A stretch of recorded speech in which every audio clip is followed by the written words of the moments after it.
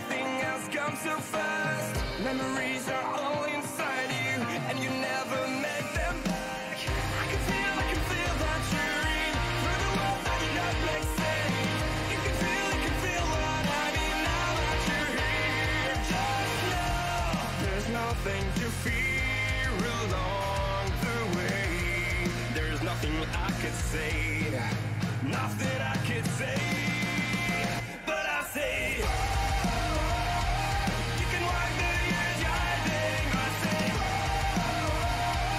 you can kill the fear you're holding. There is one thing that is true, the only one that can get through. There is one thing that is true, just gotta make it last forever.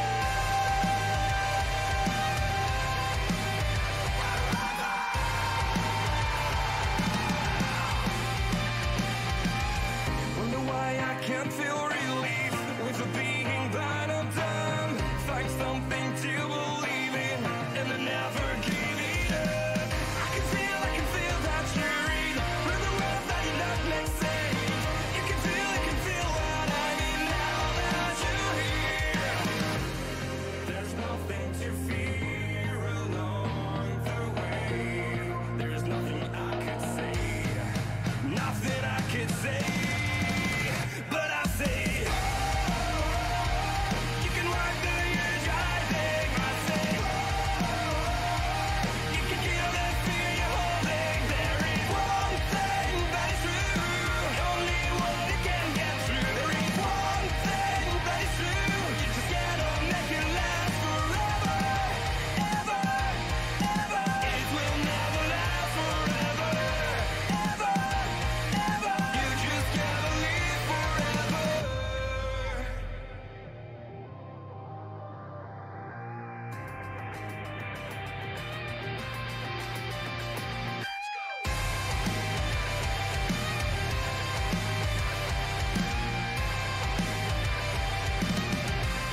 If and when I close my eyes, if and when I fall asleep, it's the same in the end. Time is running out. If and when I close my eyes, if and when I close my eyes, there's nothing to fear along the way. There's nothing I could say, nothing I could say. But I say, you can wipe the years you're hiding. I say, you just gotta make it last forever, forever.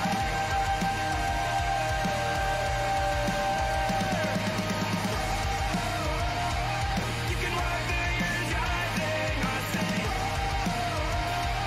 you can kill the fear you're holding. There is one thing that is true, the only one that can get through. There is one thing that is true, you just gotta make it last forever.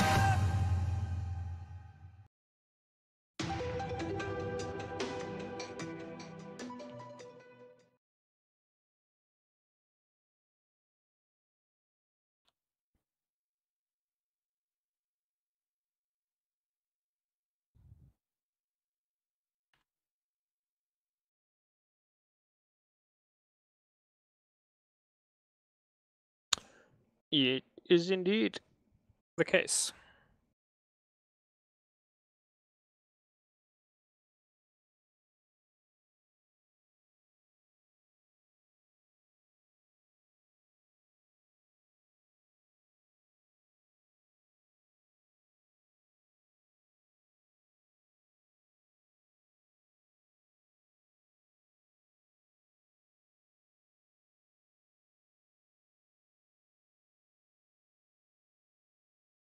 It's always a hazard as the age piles on, I guess.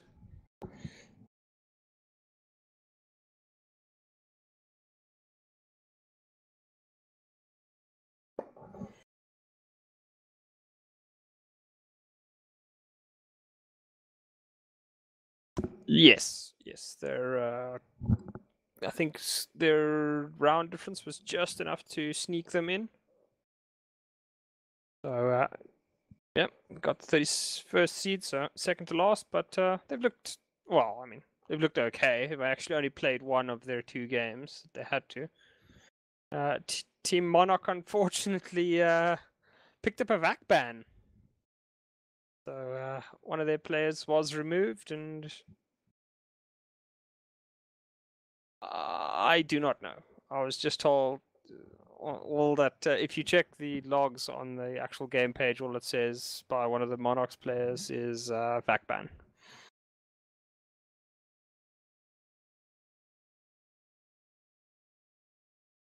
Yes, beat Ambush eSports 2-0.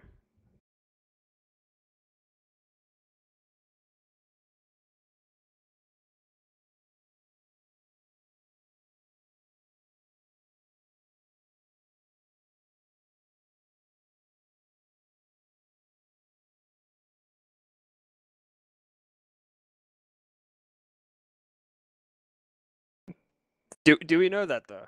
Do do we really know that? That's the problem. It's like, yeah.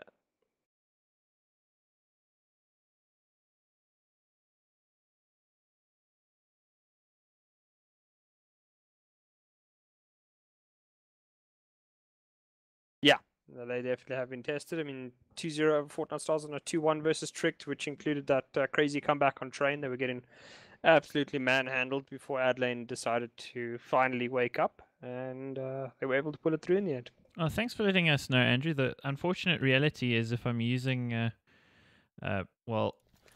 browser capture, unfortunately I can't see the chat because then I'd be looking at you, looking at the chat. It would create a tear in the space-time continuum, so I have no way of knowing that, unfortunately. But hey, what we do know is that it's all about ESEA Man Europe. It is dizLown versus Epsilon eSports, and we're into the pistol round here on Mirage.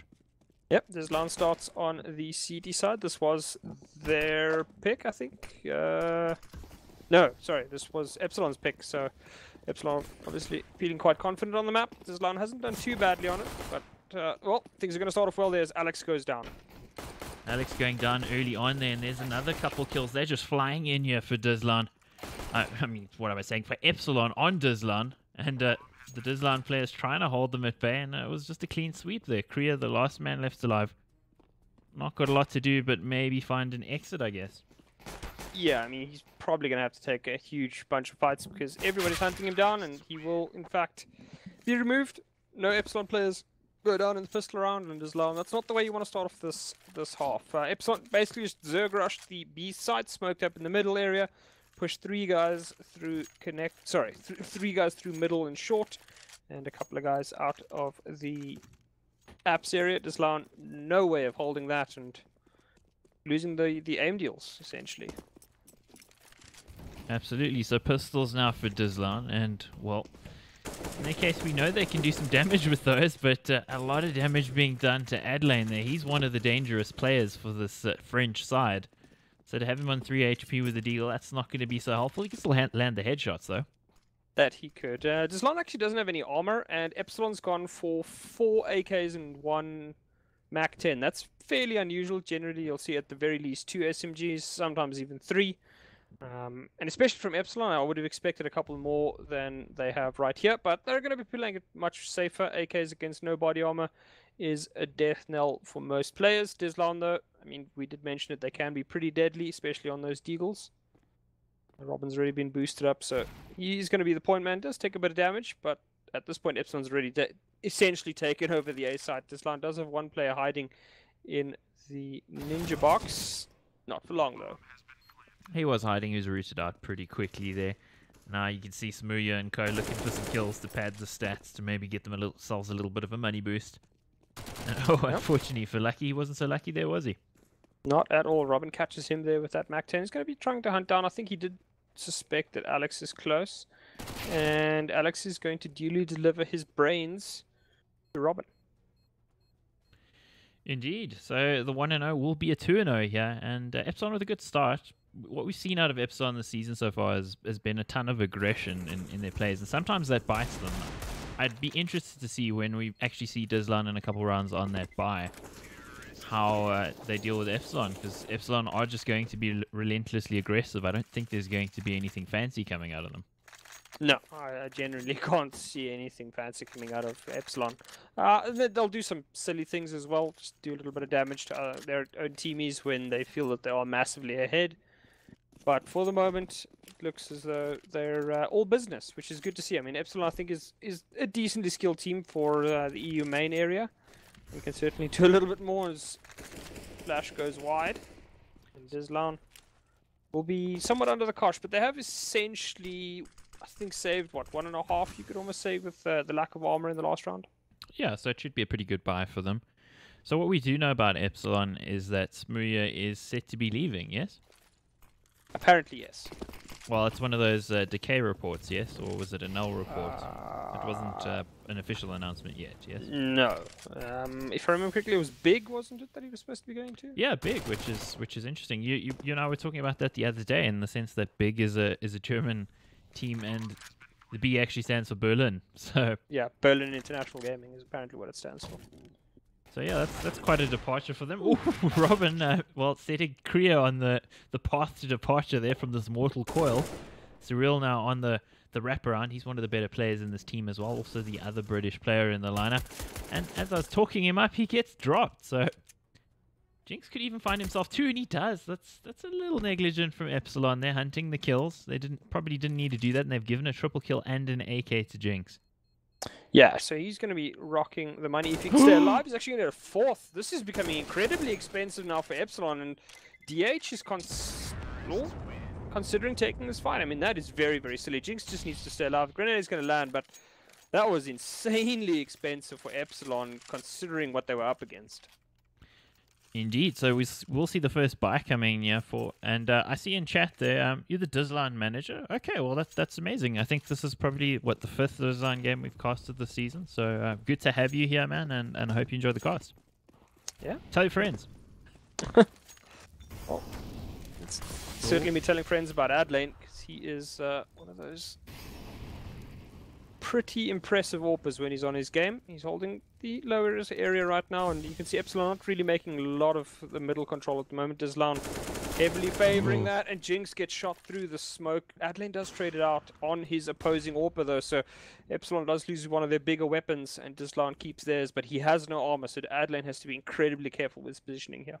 Yeah, I think I've become an dizLown fan over the course of the season. He's just been so good in hitting shots that he probably shouldn't hit, but he's also one of those, I guess, rare AWPers that's able to also hit, bank the more regulation shots. You tend to find AWPers that have that sort of flick style tend to not be so good on the regular angle holding sort of style, and dizLown seems to embody both of those sorts of ideals. So I'm excited to see how he does. He, of course, got no arm, and interestingly lucky with the AUG, which is unusual.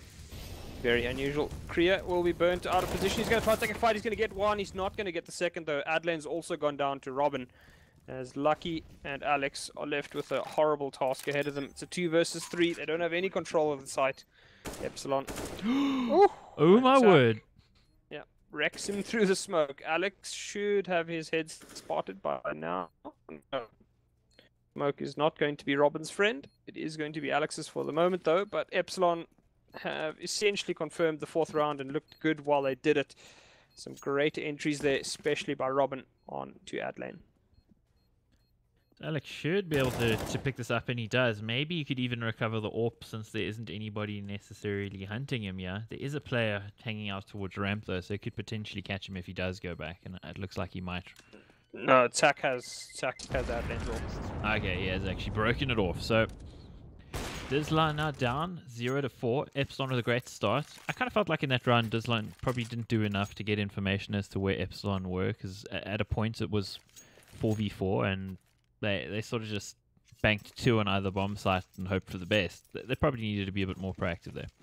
Yeah, I mean, they didn't also see a lot of control from mid control in mid from Epsilon, so I'm actually surprised they decided to hold a 2-2 on the sites as opposed to like a 3-1 on the A site. Since they knew that they'd lost at least one player on that area. But, I mean, it is what it is. dizLown will be able to afford something into this round. Looks like Lucky was the one to cop a beating and drop the AWP to dizLown there. I'm surprised they have as much as they actually do here. They've got an AWP in dizLown's hands. And he missed that shot. He probably needed that shot on Robin. Robin is one of the more dangerous players here. And, well, Lucky, is he hearing all of this? He must be. Should be. And there you go. There's a kill for Lucky. He got lucky. That he did. Robin decides to run into his little cubby hole. Not check the correct corner in the correct time. And Kriya is going to get absolutely murked by Smooya there. And that is not what they wanted. That loses control of mid again. They do have a player holding the window, but he really needs to do a whole lot more. Oh, my word. Lucky control. again, living up to his name, but there are the trades. Smooya also getting a brace there of kills. He's on a triple right now, bringing it into a 2v2. We'll see the bomb going down here, potentially, if they can deal with this player in connector, which they duly do. And it's gone from bad to worse here for Epsilon. Adelaine needs to be the hero. He doesn't have full HP. I'd almost say save at this point. Yeah, he's got a kit, Oh, but and he doesn't have a doesn't. life. Oh, wow, And that was... Smooya kills him. Yeah. Rough days for the boys from France at the moment, as it is 5-0 in favor of the mixed team Epsilon, and looking pretty good, I must say. At this point, dizLown hasn't really done a whole lot of anything. Jinx seems to be the only player capable of dealing with the boys from Sweden and Britain, and at the moment, he needs some help because dizLown not looking great. Indeed, so at this point, CZs though, traditional French bar, I like it, but not going to work out in the initial aggression there from Adelaine. Smooya was waiting for him. May we remind you, this is the 31st seed against the 5th seed. dizLown have looked good all season. Epsilon have looked okay. And here they are looking good. And wow, he could catch them all off here. He nearly does if he had 2 more bullets. That was his kill. Smooya now getting another kill. And wow, the pre-fire out of him, if he hit that. Would have been crazy. Jinx tries some shenanigans, but DH is more than capable. And it's all up to Alex now. He's pushing through that connector area. It's a 1 versus 3. He's got a CZ and armor. So in the wildest realms of possibility, it's capable. But I just don't see Alex being able to do it at this point. They seemingly know where he could be coming from. DH is actually going to plant safe as well. And that should be that. Alex, does he attempt craziness? I don't think he should be. Got no positioning though. He's got no utility to get him out of a horrible spot here. As Epsilon at this point seems like they know where he is. Yeah, and that will give away the game. Now they know exactly where he is. Robin is going to be the one taking the fight, and Robin is going to be the one picking up the kill. Yeah, so DH, I think he's the new addition to the team in place of Cosmine, correct? Yes. The problem is there's a whole bunch of players on this team. Let me just put it up for you quickly. Oh, it'd be good to know. In the meantime, we see the full bike coming in here. DH was there earlier. I know Surreal has played for them. Jenko played for them, I think, last week. Cosmine originally played for them, so... Actually, no, Jenko is supposed to be the full-time replacement player. If I recall correctly from looking at the page, they actually did have one player who couldn't make it, and while he can make it, Smooya, he erases Adelaine there with a crazy flick. Adelaine having no luck against the British Orpa here. None at all. Epsilon looking good. Kriya gets a kill though. That's on Surreal, so that's one of the big hitters of the Epsilon team. And that is exactly what the counter-terrorists need to pull themselves into this round. Maybe Execute coming out. Massive mid-control from Epsilon here as they keep pushing deep onto the B side. And it looks like it is going to be a B side split. DH going to be the lurker here. Kriya is not able to get the kill he should have had by all rights. Robin there. As it was, Robin seems to be more capable of hitting headshots. The boost up onto the little concrete blocks should give an additional position that dizLown will not be aware of. Epsilon, though, are going to grab themselves lucky, and that is unfortunately what happens when you lose control of the map. Now it's all up to Alex on that B side. He's got 4 to find. One low player, that'll be that, and that's the bomb. It's going to give him the information to make the call, and Jinx... no possibility of a lurk at this moment as Alex takes a fight that he really shouldn't have. Smooya is able to pick him off, and that is immediately save time from Jinx. He's got no business winning this. He's not even going to attempt it. And Epsilon 7-0 on the T side of Mirage. This is turning into a bit of a rout at the moment. Yeah, like lambs to the slaughter. And is this the pick from Epsilon? Is this their map pick? This is indeed, yeah. Okay, well, I guess that at least leads one to believe that maybe dizLown have got a chance. But so far on this particular map, they just haven't had a look in, really. It hasn't even been close in most of the rounds. We've not really seen much in the way of clutches going awry. Because often you'll see a game will go with a scoreline like this, and you'll see, it came down to 3 1v1s or 1vx situations, and they just got unlucky. Here, it's not been a case of getting unlucky; they're just getting stood on. Yeah, they are definitely getting trampled at the moment under the feet of Epsilon. I mean, I think the lowest number of players that Epsilon's had in a single round is, what, 2 alive? Actually, no, 1 alive on the round where they basically threw a whole bunch of players at a guy with a USP and somehow conspired to lose 4 players doing that. So Yes. And I mean, actually, at that point, I thought, is this the Epsilon that we know and love? Or are they about to throw this game away? Because they have done that this season. yeah, it's gotten pretty sketchy with some of their plays. Looks like they are going to be forcing up slightly on the dizLown boys, just making certain that they have enough to buy into the 8th round. I mean, they are on CZ, so this certainly is possible, but Epsilon are going to have to make a series of mistakes to give them a chance here. dizLown at the moment haven't looked good at taking advantage, and it should be lucky. Does he get lucky once again? He does, and it's on Surreal for the 2nd time in a row. Alex, Oh, going to turn things around, and there's a CZ. couple of players caught out. Adlane is going to contribute, and Smooya and DH, the last remaining players here, they do have position on B, and there's nobody to stop them from the French side. That's unfortunate for dizLown because they do have at least, recovered a rifle there. They could potentially make a game of this, but and with that sort of peak, it's just saying they could make a game of this, and they nearly catch him off, dropping him down. And there's a kill coming in, and another couple kills coming from DH, bringing it into a 1v1. Everything's happening so fast, yeah. Robin versus Lucky. Robin's got the HP to work with, but Lucky charmed life this round. They both have AKs though, so I mean, 1 bullet is going to kill each of these players.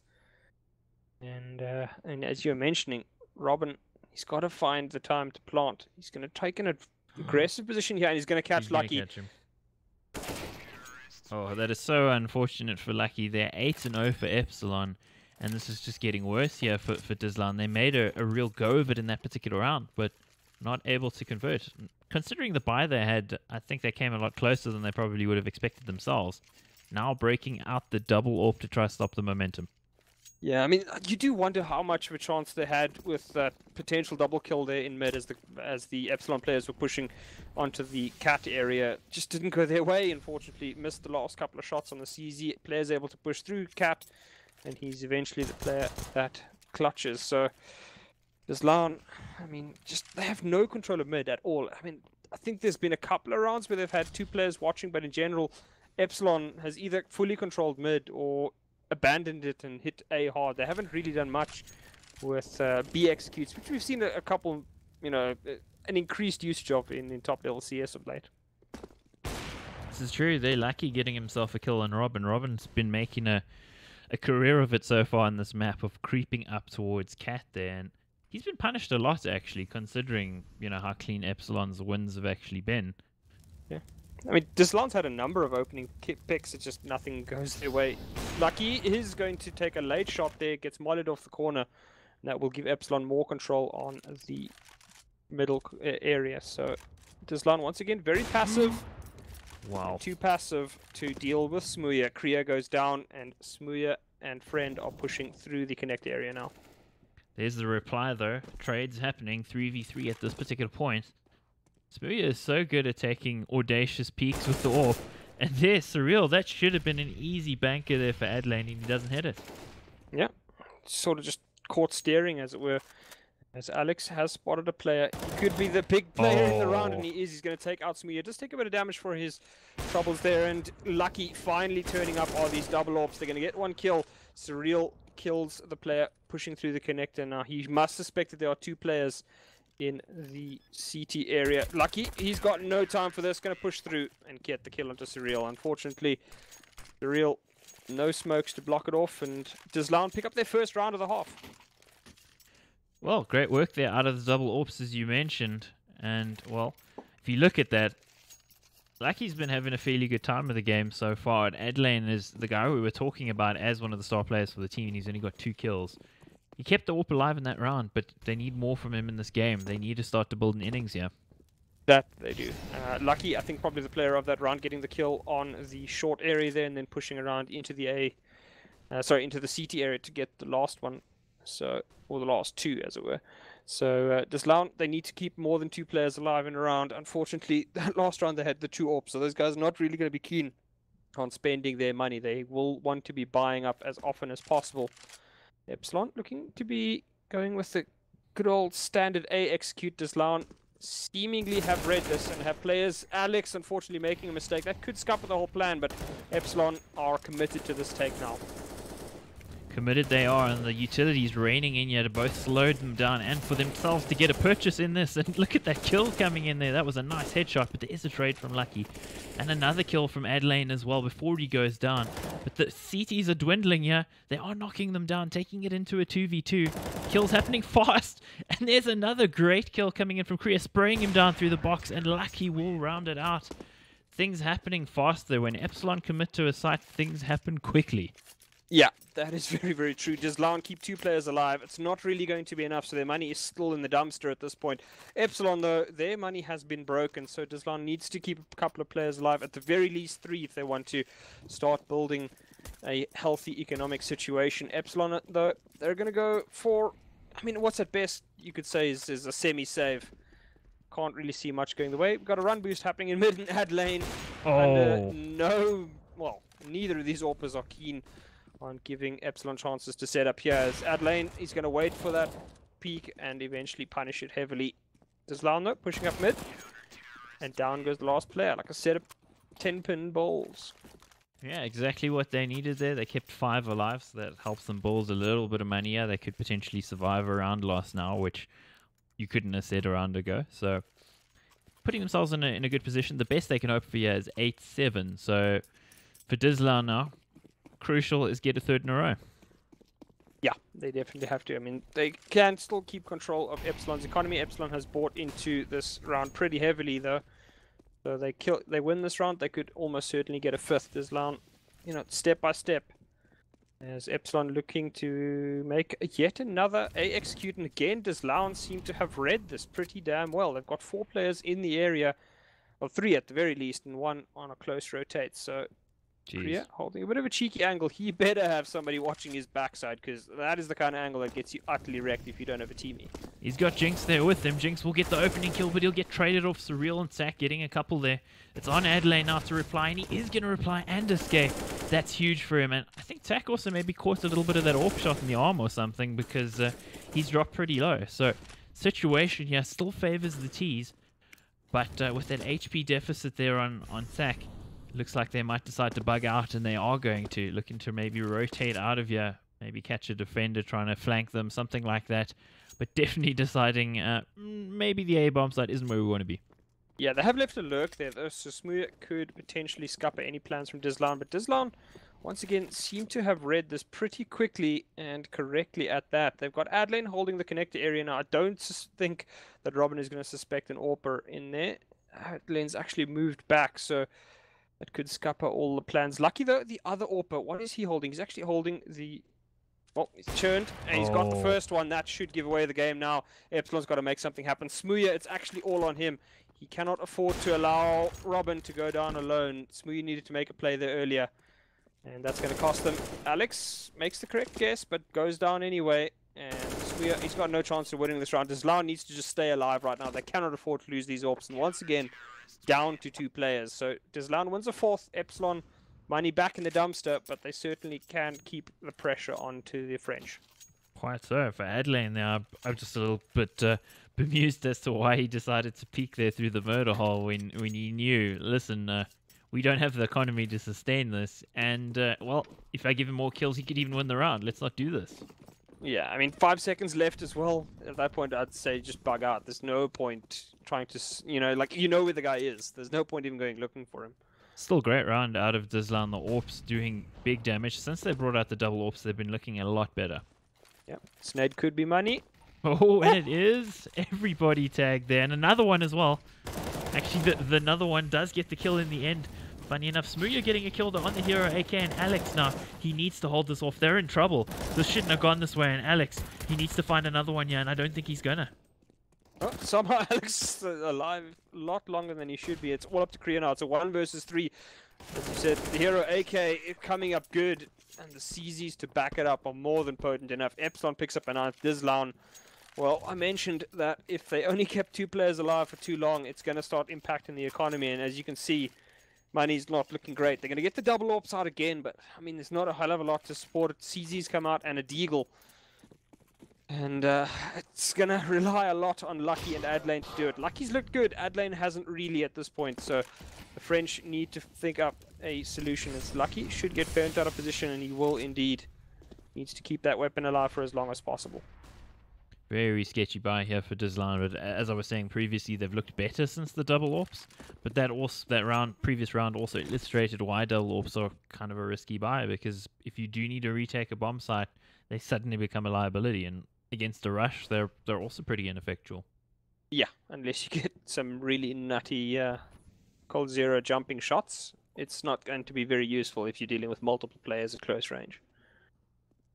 So 9-4 at this particular juncture. I like how dizLown are going for some information here, so they'll be able to feed that back to the rest of the team to expect something towards the middle and probably A, and they will be right about that. The long rotate coming in possibly on the flank here. DH nearly spots him. He does spot him. Yeah, Jinx unfortunately just not spotting the player. Oh. Kriya setting it up and teeing off pretty damn well as Smuya gets a kill on one of the AWPers. There is still one more alive. Do Epsilon suspect this though? And he's going to not care all too much. Kriya goes down. They do have the bomb back under their control. Alex and Adlane not really in any kind of position to win this at the moment as Smuya, well, has been given the job of holding the flanks. Ooh, Alex needed to get that kill. Desperately needed to get that kill. It's all up to Adlane now as Alex goes down. He will get the first one. He's still got another 2 to find. He gets the second on Smuya, but then he jumps into the site and a molly. And Zach picks up his 6th kill. That was some shocking stuff there. It nearly all fell apart for Epsilon off the back of what Adlane was doing there, but the flank failed, unfortunately, abysmally. The only thing that it did do was distract them so that Adlane could actually get the opener there. But wow, it feels like dizLown have left a few rounds on the board here that maybe they should have gotten. I mean, to be fair, I think Epsilon is well worth their 10 rounds at the moment. You could maybe argue dizLown gets perhaps 2 more, but in general, I think Epsilon's been quite clearly the better team in the first half of Mirage here. Yeah, so if you are just joining us, of course, it is ESEA main out of Europe. This is the playoff stage of the quarterfinals. The 31st seed Epsilon against the 5th seed dizLown. And I think for a lot of people, Epsilon finishing in 31st in the regular season probably took them by surprise, because there are a couple of names in this team, particularly Smuya and Surreal, that some long-time Counter-Strike fans might know.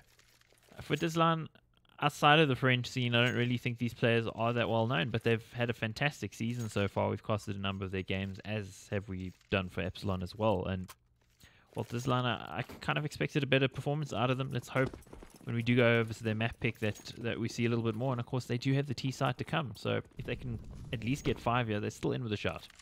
Yeah, but you have to get at the bare minimum 5. Anything other than that is going to be an absolute train wreck for them. As round. And again, Epsilon with massive mid control this time. A little bit more of a heavy B slant as dizLown are 1 man down. They've only got 1 guy on the B site. Another player holding cat as a result of all that pressure that Epsilon has been pushing there. They felt that they needed it. So for dizLown, not much of a buy to work with. They've got the 3 CZs and the double deagles. Got a few nades as well, and I'm glad to see that they bought themselves a kit, because often in these force buy situations, you'll see teams not actually pick up a kit, and it often will come down to those sort of clutch moments where a kit is a rather essential tool. So I'm glad to see that. Yeah. $400 investment that can actually win you a round. It also just gives you a little, takes a little bit of the pressure off when you are in a clutch situation. So, dizLown could very well soon be meeting the Epsilon aggression, as again they seem to have made the correct decision on which side to give more precedence to, and Epsilon a lot more passive than they have been at any point in this game. Well, there's the trade favoring the T's, of course, and in goes DH. There's a headshot landing on somebody there without them dying. These players are quite low here. The CZs could do some big damage, and they do big damage. Look at that, Jinx wrecking them with the CZ. He gets himself 3. And that is a hero play if ever they needed it. Yeah, what a play. I mean, it was just mental. Just dancing around the box, hitting the low HP players, and that second shot, very, very sexy indeed. I think it was an instant headshot on the running player there. So Jinx, I mean, he's been the best player on the dizLown side for that first half, and I mean, continued to do so right up until the end there. So dizLown buys themselves a 5th, but they're going to need a hell of a lot more in order to get themselves through this round. Epsilon now on the favored CT side of Mirage. It's going to be a tough one. Yeah, let's hope they those half-time oranges are giving them the strength they need, because they surely are going to need it here. Things have not been going all their own way at all. Yeah, to say the least, I think. As I mean, it was largely down to Robin and Smooya setting up a number of easy kills, but I think every Epsilon player has had a couple of rounds where they've either hit something silly or made a game-changing impact. As I mean, dizLown at this point, they're going to need to find one of those players. We thought that Adlane might be the player. Apparently it's Jinx this game, but I mean, Kriya hasn't done a whole lot of anything. Adlane also largely missing for, you know, great amounts of the first half. Lucky and Jinx, I think, been the 2 biggest impact players for the French side thus far. So Epsilon at the moment are well favored to win this round. This map, sorry. Well, maybe the round 2, we'll have to see. It's the pistol round, and it's CC side here for Epsilon. They got 10 in the previous half, so well, for them they'll be feeling pretty confident. If you Smooya particularly, look at that 20 and 8 on the KD. That is some crazy stuff. He was just getting kills all over the place, living up to his star player billing. For dizLown, they need their star AWPer to come into the game a little bit more, Adlane, and they need a little bit more from the other players too. Lucky and Jinx can't do it alone. No, they cannot. And I mean, Epsilon didn't lose a single player on the T pistol. Are they going to lose a player on the CT pistol? Not quite certain. dizLown going for that execute at B. That smoke should be for either the cat area or, more rarely, it's going to be the cat smoke. Well, they dropped the first player pretty low here. DH, now the man dancing around here, and he does get 1 kill at least. No entries found here yet, and that's going to be a problem. DH just wrecking them at the moment before Alex finally gets a reply. And Adlane, he needs to drop DH, finally does, bring it into a 3v3, and through the smoke, if Smooya pushes this, he could catch them completely off, and he does. He gets a free kill. And another as well. Smooya on a tear at the moment. Lucky in a 2v1.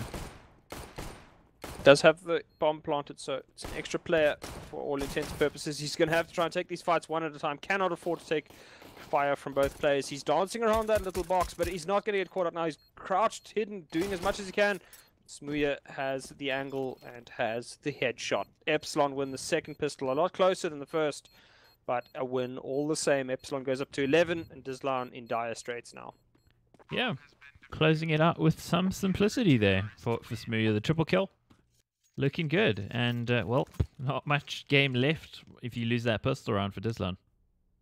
No, it's I mean, they're going to go with the very un-French ideal of just the hard save, but feeling that maybe with that bomb plant they can try and get in on the 3rd round, maybe pick up, like, you know, a few AKs. As it was, I think Epsilon gone for a lot heavier on the utility as opposed to their T side.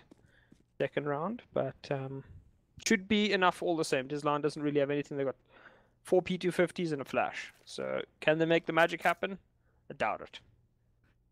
Well, you never know still. Swarming all over the ramp. I think Surreal may have spotted an arm there. Spots ahead nonetheless, takes down the deagle. Trying to get the early pick with the deagle there they were, and Smooya on the angle should just be mowing them down here. They've got no chance, and they won't have any chance. 12-5 for Epsilon. They're making this look easy so far, but thanks to that bomb plant, we will see a buy from dizLown, and this is one of the last chances. Last chance saloon, I guess you'd say. Yeah, this is maybe not the absolute last chance, but certainly close to, as Epsilon does actually pick up that AWP as well. They were able to only get down 2 players for the amount of investment. I don't think too bad for dizLown, but you know, you can only say it's not too bad for so long before it's too much, as Smooya is going to line them up and nearly knock them both over. Jinx takes an enormous amount of damage there. As Surreal is already removing his bonus players. As Lucky finally does trade him out. Jinx with the speed through that connector is going to catch a Robin off. And Epsilon actually has nobody in control of the A side at the moment, so this could be an easy round for dizLown. If they can just play it out, they are favored in both weaponry as well as firepower. They need to make certain that they can pull this through. Problem for them, of course, is the lack of nades, though, if you look at it. Jinx also low HP, and he needs to catch somebody off here. I thought he might get that kill, but he doesn't. And that's going to be a huge problem. And as I say, it's a huge problem. There's Lucky getting lucky on a player. Sack, though. Well, winning a duel there with the MP9. We saw a lot of that last night. And in the 1v1 situation, Smooya does have a couple nades to work with as well, but not when he's offering his head up like that. And he's playing the long game here, and oh, I was going to say, Alex might make it easy for him here if he gets antsy, and he did. Feels bad, man. That it does. Smooya, clutch genes apparently on. And 29 and 8. Yeah, I think he's here to play tonight, as he has been an absolute superstar this whole match for Epsilon. dizLown ill at ease with the round. They certainly had a chance there, but again, somehow these players with underpowered weaponry able to kill AKs at close range. It's a problem for dizLown because they just aren't able to get them. I mean, even when they're favored, they just, things just don't come out well for them. Yeah, really unfortunate there. I've really felt for Alex as well in that particular situation. He just doesn't have the information. They don't have a hope or a prayer in this particular round at all. There's the burn kill coming in. They just got mowed down on Cat. Attack, well, trying to round it out, but Smooya, who else, is the man there to round it out. And I think he hits his 30 bomb with that kill too. That he does. The big 3-0. So Epsilon at this point should be favored. dizLown will have to be will have to keep forcing all the way to the end of the half, the end of the game, as it were. And Epsilon at this point, I mean, they're on the gravy train all the way to victory. Yep, and meanwhile, dizLown visiting the Salvation Army to scrape together whatever second-hand bits they can to have something of a buy here. Not a great buy for them, and they're going to need to do something tricky, and there's so many rounds for them to try to claw back here. 9 behind are they? 14-5. Smooya, well, he's just looking full of beans here. He's going for everything, and he's hitting everything. Yeah, that AWP ringing out like the hammer, driving the nails into the dizLown coffin on Mirage here, as there's 4 players alive now for the French. Don't really have the weaponry either, and they've lost one of their only rifles, so gonna be rough days for the boys. Huge problem there for dizLown. Epsilon, meanwhile, they don't need to get too aggressive. Surreal does find himself Alex, and Alex has had a pretty luckless game. Smooya, the man with all the luck in the world, though. And while talking about luck, it's lucky, and he's not going to be. Nope. Smooya making mixed veg of the dizLown players all over the map. Just multiple kills in multiple areas as Epsilon taking full control here, and it just doesn't look like Epsilon even really have an idea of what to do. Their T side has looked somewhat anemic. Their CT side was basically just non-existent for most parts of the half, and Epsilon at this point, I mean, can we say much more about them at this point? dizLown looking to be going for the full Sukabliat rush down towards B as they get ready, but a nade should be coming their way fairly soon. There is actually one on DH. He is not the player, though, being charged with watching that area. Look at these skins on the Epsilon players, man. Don't they have salaries? What is this? There's a nice skin at least, but the other two, come on, guys. In they go to the bomb site, taking a lot of fire damage, and they actually get the entry here. DH, though, playing the snake in the grass there. Smooya running through the smoke, and he gets a kill with an AWP. Close range. This man is just on fire at the moment, and you feel like DH here is set to maybe get himself a couple, and he will, in fact, just mowing them down. There's Molly doing the early damage and him just chipping in with a little bit of M4 to round it out. And Smooya, who else, puts the nail in the coffin. Yep, drives the final nail into the Mirage coffin for the terrorist side, as dizLown will definitely be looking to try and turn things around in the second map here, because this was an absolute thumping by the mixed team from the UK and Sweden. It's just not a good look for the French here, and I expected a hell of a lot more. The only one who really turned up to play, I think, was Jinx and Lucky. Outside of that, dizLown will be very upset with their performance here. Yeah, I absolutely agree. So, I think what we may do here is try and find ourselves some statistics quickly, just so we can show you guys the status of the match so far. They're going to be looking to change server, so it will take a minute there for that to actually roll over. So in the meantime, we'll have a look quickly at that 35 kill spree there from Smurry. He just was absolutely on a tear. Got himself 5 double kills during the course of that. 151 ADR. That's just craziness. So the absolute madness coming out of Smurry and his teammates there. Lucky and Co, they need to do more, and well, let's hope we see more out of them in that second half. So what we will do is we will take a quick break, and we'll be back in a few when the teams have moved over to the next map. We'll see you in a bit.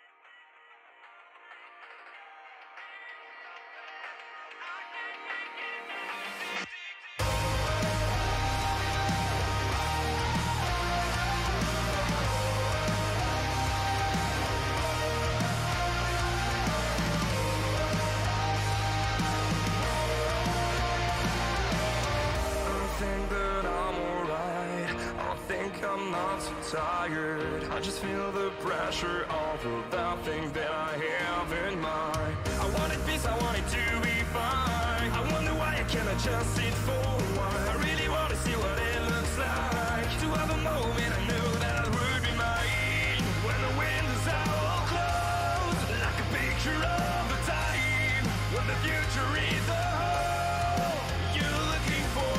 Save me from everything. Tell me where to find my way. I'm just looking for something. I can't make it another day. 'Cause I'm falling down, fading away. 'Cause I'm falling down. This is what I know, I just keep running. I was working fast and hard, never thinking about now. Believing I'm happy thanks to all the things that I have to try. I wanted peace, I wanted to be fine. I wonder why I cannot just sit for a while. I really want to see what it looks like. To have a moment I knew that would be mine. Would be mine. Save me from everything. Tell me where to find my way. I'm just looking for something. I can make it another day. 'Cause I'm falling down, fading away. 'Cause I'm falling down. This is what I know, I just keep running. If I survive, if I am strong, why do I feel I never glow? But I survive, and I'll be strong.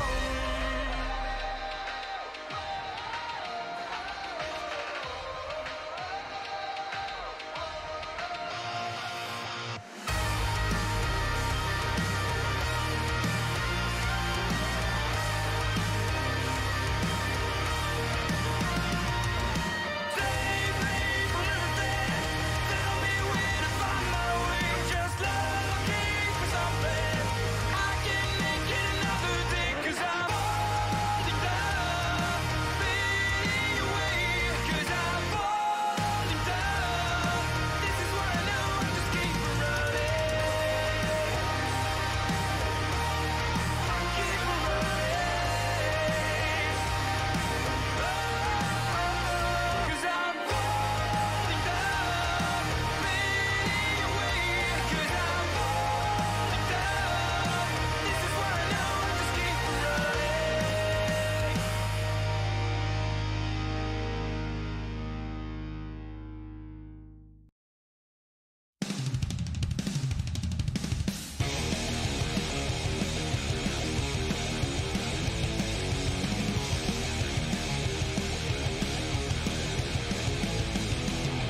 Said a lie would understate my case. I hold my tongue, I know I'd say something I regret. Don't blame me, just strike the match and walk away. Let me in, I've seen better days. Don't lay down, take it on goddamn, and tell me that you want it, you want it, you want it, you want it. Don't lay down, take it on goddamn, and tell me that you want it, you want it, you said you want it.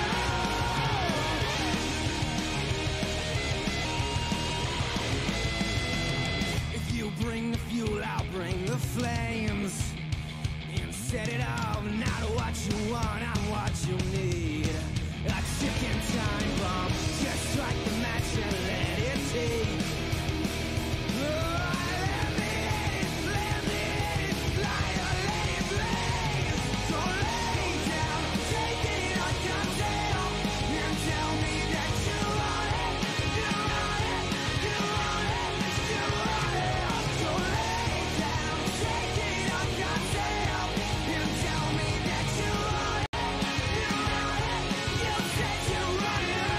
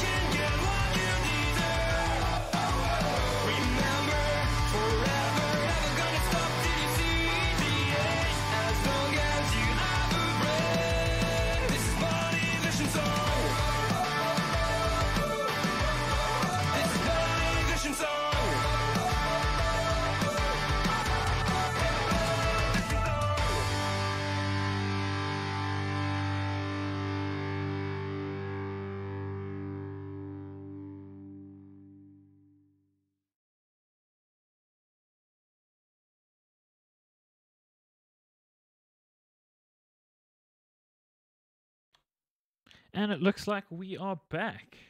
Mr. Prof, are you there? I am. Well, fantastic.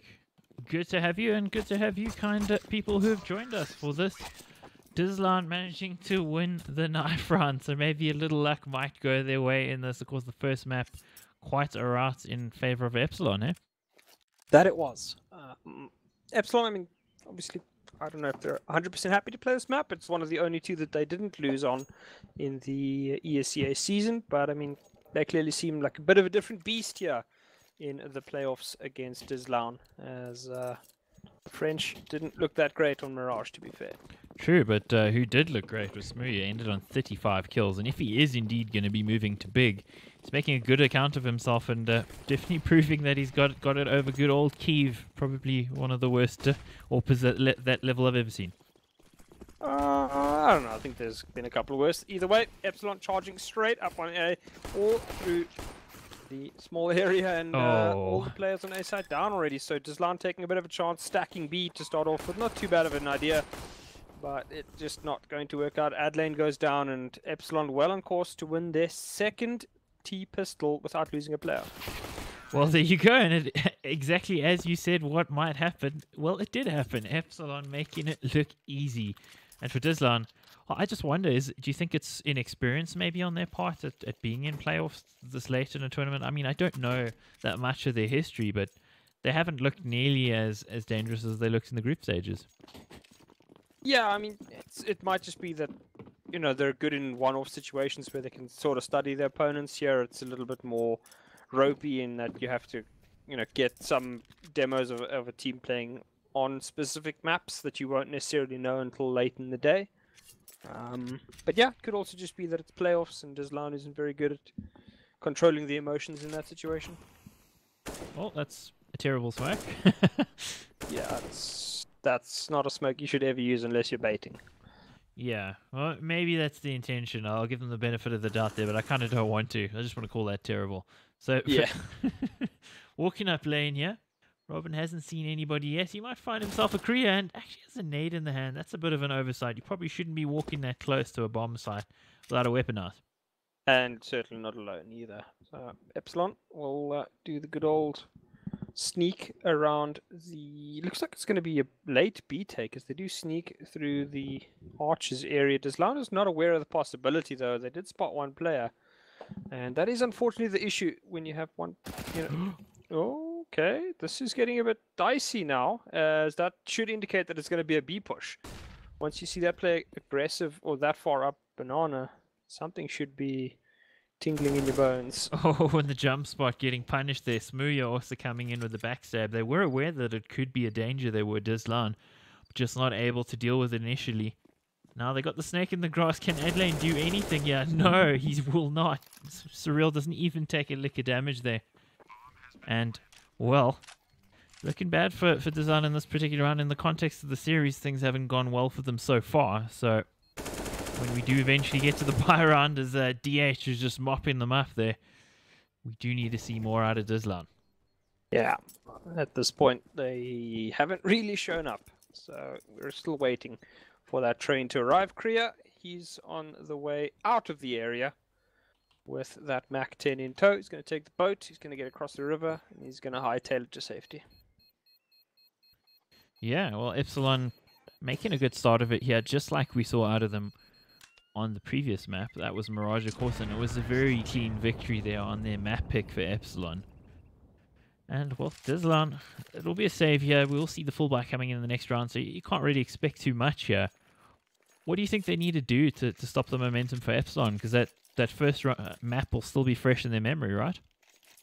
Yeah, dizLown played a very, very passive CT side, and I just don't know if that's such a great idea against a team like Epsilon. You at least want to challenge them early, open up a couple of early picks, because when dizLown did open the rounds with picks, it was generally because Epsilon was walking into their crosshairs. Now, you can certainly take advantage of that, but I think dizLown just needs to up the ante a bit and try to take fights with Epsilon on their own terms rather than let Epsilon just dictate everything. As it is, Epsilon's down 2 players. So it is a 3 versus 2. Lucky's pushing in with the Mach 10, and it's gravy for him as he gets the first kill. There's huge damage as well to DH. Oh. And Adlane lies in wait. Lucky does go down. What? Adlane, ooh, nice, good. Fantastic shot there, and does actually hit Zach with the next one. So in theory, could win this. He's got the maneuvering ability, and he wins it. dizLown. What a way to win your first round in on your pick. And I mean, considering Edlane picked up 2 kills with the P2K, I mean, it's nothing special. It's your default pistol. He had no business winning that. But we've come to expect heroics like that from Edlane. We didn't see too much of it outside of a single round in the previous map. We need to see more of that here. dizLown on the board, and they've got a strong buy as well. And Epsilon's buy, not so good. No, it isn't. They've got the AWP, but I mean, Zach, I think, is a big mistake there. And once again, he's going to double it up. 2 rounds in a row now where he's made a huge mistake. That last round, I have no idea why he decided to get up close and personal with an AK. I mean, yes, it's only a P2K, but you're still allowing him to do as much damage as possible with that weapon, rather than just take a fight at range, get into a safe area, you know, just... I have no idea. He just made that so much harder for himself than it needed to be, did Zach, and ended up paying the price. Interesting to see Lucky on the AWP, and he is going to get the opening kill with that weapon. Obviously not the opening kill in the round, but the first time they got an AWP kill. That's what I was going for. It made sense in my head. Too bad it doesn't make sense in real life, but yeah. Lucky gets the first AWP kill for his team. Muya yet to make anything happen, and Epsilon sort of just milling around. They haven't really done a whole lot as yet. Of course, it's early days. And it looks like it's just going to be a pit dive, essentially. Feels Molly's like somebody's vaping there, huh? I mean, just standing in the smoke. And there is a kill, actually. 2 kills, in fact. Korea will round it out, and I think that nade's going to put Smuya down. Well, I thought it might maybe miss there, but still within the blast radius. The nades are so unpredictable in this game, but it is another round for dizLown. It looks sketchy for a second, and only a second. Yeah, Adlane has the weapon that he's actually going to pass over to Lucky. Double AWPs again, so dizLown clearly favoring the shock and awe approach. Does mean that when they lose a round, they're in deep economic trouble, though. So hopefully they can get through this round with quite a few players alive. Epsilon doesn't really have much anything to challenge them, so dizLown should be good for a third. But we've seen weirder things in CSGO before, and at this point, Epsilon still a dangerous team. Yeah, well, last night when I was casting with Anthrax in the South African playoffs, also a quarter-final there, we saw a number of rounds actually go to teams that had nothing but Glocks. It got a little bit silly at some point. I'm kind of hoping that at this level of CS that we won't see shenanigans like that. Well, we shouldn't in theory. Jinx. Okay, here we go. Makes life very, very hard for himself. Adlane, though, he's got a P2K, and that's doing enough work of its own. Korea does move in, but they've picked up a weapon, have Epsilon, so the danger increases as dizLown is in a 4 versus 4. Korea, ooh, needs to make certain of these kills as quickly as possible. Has Alex for assistance, and those two are combining well to polish the Epsilon players off with some ease. Yeah, great work from them, of course, against players with not much to work with, so should be expected, but it looks a little dicey for a second, but in the end, not really that close. So that's good for the dizLown economy. For Epsilon, the economy's recovered sufficiently that they're going to have a buy here. A little bit lighter nades, though, so you'd think they're going to want to take a few straight fights and try to win them to get themselves in a good position later in the round. That it is. dizLown still playing relatively passive. They are now going to get a little bit more aggressive towards Banana. They've stacked 3 players on Banana fairly consistently. This round going for the 2. As Lucky could very well have taken a shot there and picked up a play. Epsilon still fighting for control of bottom Banana, as they will attempt to force the dizLown players out, and they've actually forced them back pretty far, so they could just push them out, leave a lurk there, and then make some more movement towards A. As the A players are still looking for something again. dizLown not really all that keen on fighting early. Jack, the player left to be the lurk on B side. Now he's got to be... Actually, they haven't really done a whole lot of anything. I mean, ideally you'd want Epsilon, if you're Epsilon, just to, you know, maybe cause a little bit more ruction, because dizLown hasn't actually heard anything at any of the sites. There's no smokes used, no flashes. So you could very well see Korea start making the move towards the B side very, very soon. As soon as these flashes and smokes come out. And yeah, there we go. He's already going to start moving. The rest of dizLown should be on the way very, very soon. Lucky on the angle of the AWP. You wouldn't expect an AWP to be there. I almost thought he was going to hit that second shot, but Jinx will be the man to get it. Surreal now taking the AWP down, and Jinx having a field day here. He gets himself another. He's on a triple kill. And Smooya somehow getting his bell rung and getting the kill there. Doesn't seem aware of the other player that's close by, and he's getting shot in the side and somehow gets the kill. How are they giving Smooya so much room on 3 HP? I have absolutely no idea how that's going on. I mean, Sumi doesn't actually have time, so he's got to win fights if he wants to have any chance in this round. That's not going to happen. And dizLown pick up their 4th. Epsilon looking very, very shaky on this T side for the moment. Just tend to mill around in areas. dizLown quick on the rotation there. That did help them out. And the mixed team from Sweden and UK, that was not a good look that round. No, not at all. dizLown, though, also seemingly at one point conspired to throw away as many players as possible towards the end of that to Smooya. So for them, I think great work out of Jinx, but the support players that were coming in there were maybe a little bit overzealous. Talking about overzealous, though, they rushed up Banana. They're hoping to maybe catch them off, and all they caught for it was some fat nades. Yeah, Surreal's going to be quite disappointed with life down to 7, so he's got at least 2 sack as well. And dizLown at the moment, well, I mean, well aware of the possibility of the A play, but that is not in fact what's going to be happening. So just Epsilon trying the good old, what is the word? The contact play, as the contact is definitely going to be in favor of dizLown to start things off. Lucky picked up 2 so far. He's going to no-scope the 3rd. As Zach is going to do whatever he can. Yeah, he does have the opposite. Bomb plant is all they really need here. Surreal and Zach should not have any real possibility of winning this, as the dizLown players are on the rotate. Orb still dangerous, but on low HP, neither of these Epsilon players really have a hope of winning here. You wouldn't think so, and with that early kill, definitely not going to help. Kriya, though, walking on the angle. The fire from his teammate there, making sure that whether he hit it or not, the kill would have been ensured. But good for the economy that he did survive there. Yeah, and they do recover those double orbs. So dizLown doing a much better job here. Of the rounds that they're winning, they're keeping at least 3 players alive fairly consistently. And as you can see, building a healthy bank at this point. It's going to take at least 2 rounds for Epsilon to break them. And at the current pace of Epsilon, I don't really see them doing much of that. Yeah, looking a little bit flat on this map in comparison to how... Well, they were. I wouldn't say they were dynamic on the previous map. They were just irrepressible. They couldn't be stopped, it seemed like. Very straight ahead sort of contact plays, as you were saying.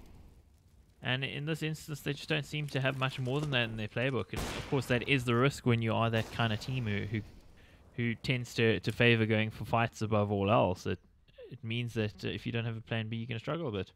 Yep, Adelaine is going to pick up another one. As no double peek needed from the dizLown players. Epsilon tries the double peek, but the angle gets them in the end. As Adelaine now left to control that Archers area. Epsilon will be pushing another player. It will be Surreal now going to be taking his chances, but I mean, I can't see him winning much more of a fight here. This dizLown A site has looked fairly impenetrable after those 2 early round losses. You'd also think without recent addition Genko, they might possibly be a bit weaker, but of course, since Genko was a new addition to the team, maybe didn't have that much time to integrate anyway. Epsilon have been sort of a freewheeling team all season anyway. So with DH here instead of Genko, I don't think they're necessarily any weaker. No, they haven't looked any weaker at all, so... Oh, any guys? Oh. And the flashes, they're keeping that player in fit flash for a while was Alex, but he still gets himself 2. And that's going to help a lot in this retake. Adelaine taking quite a bit of damage and Lucky also quite low, so... bomb plant going down, and for Epsilon, it's actually a very possible round for them. They could take this. Yeah, I think ideally you'd want Smooya on something other than an AWP in this situation, though, because the double AWP setup means that he can get pushed. Jinx does spot Surreal, and that will give up the game here. Surreal's got to be very, very careful. He's going to have to help out as he does whatever he can. He gets the first, gets the second, and Lucky now, the last remaining player, sitting on the other side of that smoke. He can't be around for very long and will, in fact, decide it's time to save and make his way out. So Epsilon grabs himself another AWP. Smooya upgrading to a very expensive version of it. As Surreal and Smooya, the 2 Brits, combining well to save themselves on that round. Yeah, you got to think the crucial moment there was when Jinx spotted out Surreal and didn't get the kill. He wasn't able to convert, and from there, I think with the fact that it was a double open and attempted retake, it just wasn't going to happen. When that information came through, the one weapon that was a threat to the defenders there was swatted down, and from there it unraveled. Yeah, it's a bit of a rough one. I mean, I did say that I think Smooya could have probably traded out for something other than AWP. It's just because, once you've got multiple players hitting you from various angles, you don't want a weapon that can only fire once every 2 seconds. That's the biggest worry there. So Smooya does get himself into a decent position now, as just holding the bottom of the middle area. Traditional spot for the AWPer. Well, Double AWP is still alive, yeah. Lucky's taken quite a bit of damage in the past couple of rounds, but is actually still on 2 feet, yeah, which is interesting. I mean, the last round, I think he was on 13. He's been consistently aggressive, and they've tried to catch him off, and whew, that was close. That was very, very close. Just in the process of moving back as he threw the molly there. But actually saves him from Smooya. So, at this point, Epsilon creating noise in various spots of the map. Does look like it's probably going to be a move towards a site at this point, as they will flash in for control of the middle area.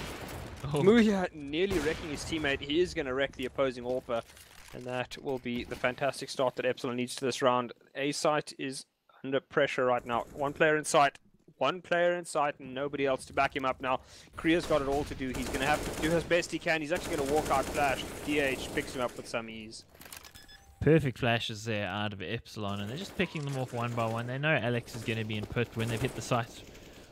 He's tended to be there on that right side of the pit as opposed to the more traditional bicycle position. So I think they've got a fairly good handle on where the defenders might be, and save time right now. And Epsilon actually looking quite feisty. Looks like they want to potentially try to take these guns away.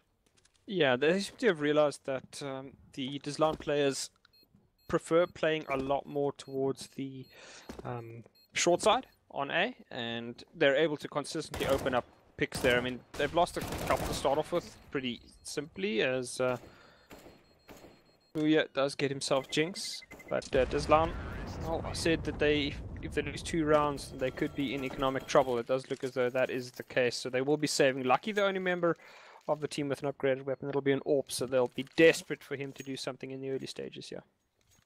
Yeah, and so far he has been pretty aggressive towards B, and all it's really netted him is a molly, to roast himself in repeatedly. Maybe he needs to take it somewhere else to try and get them an early pick. They've only got some upgraded pistols aside from the AWP.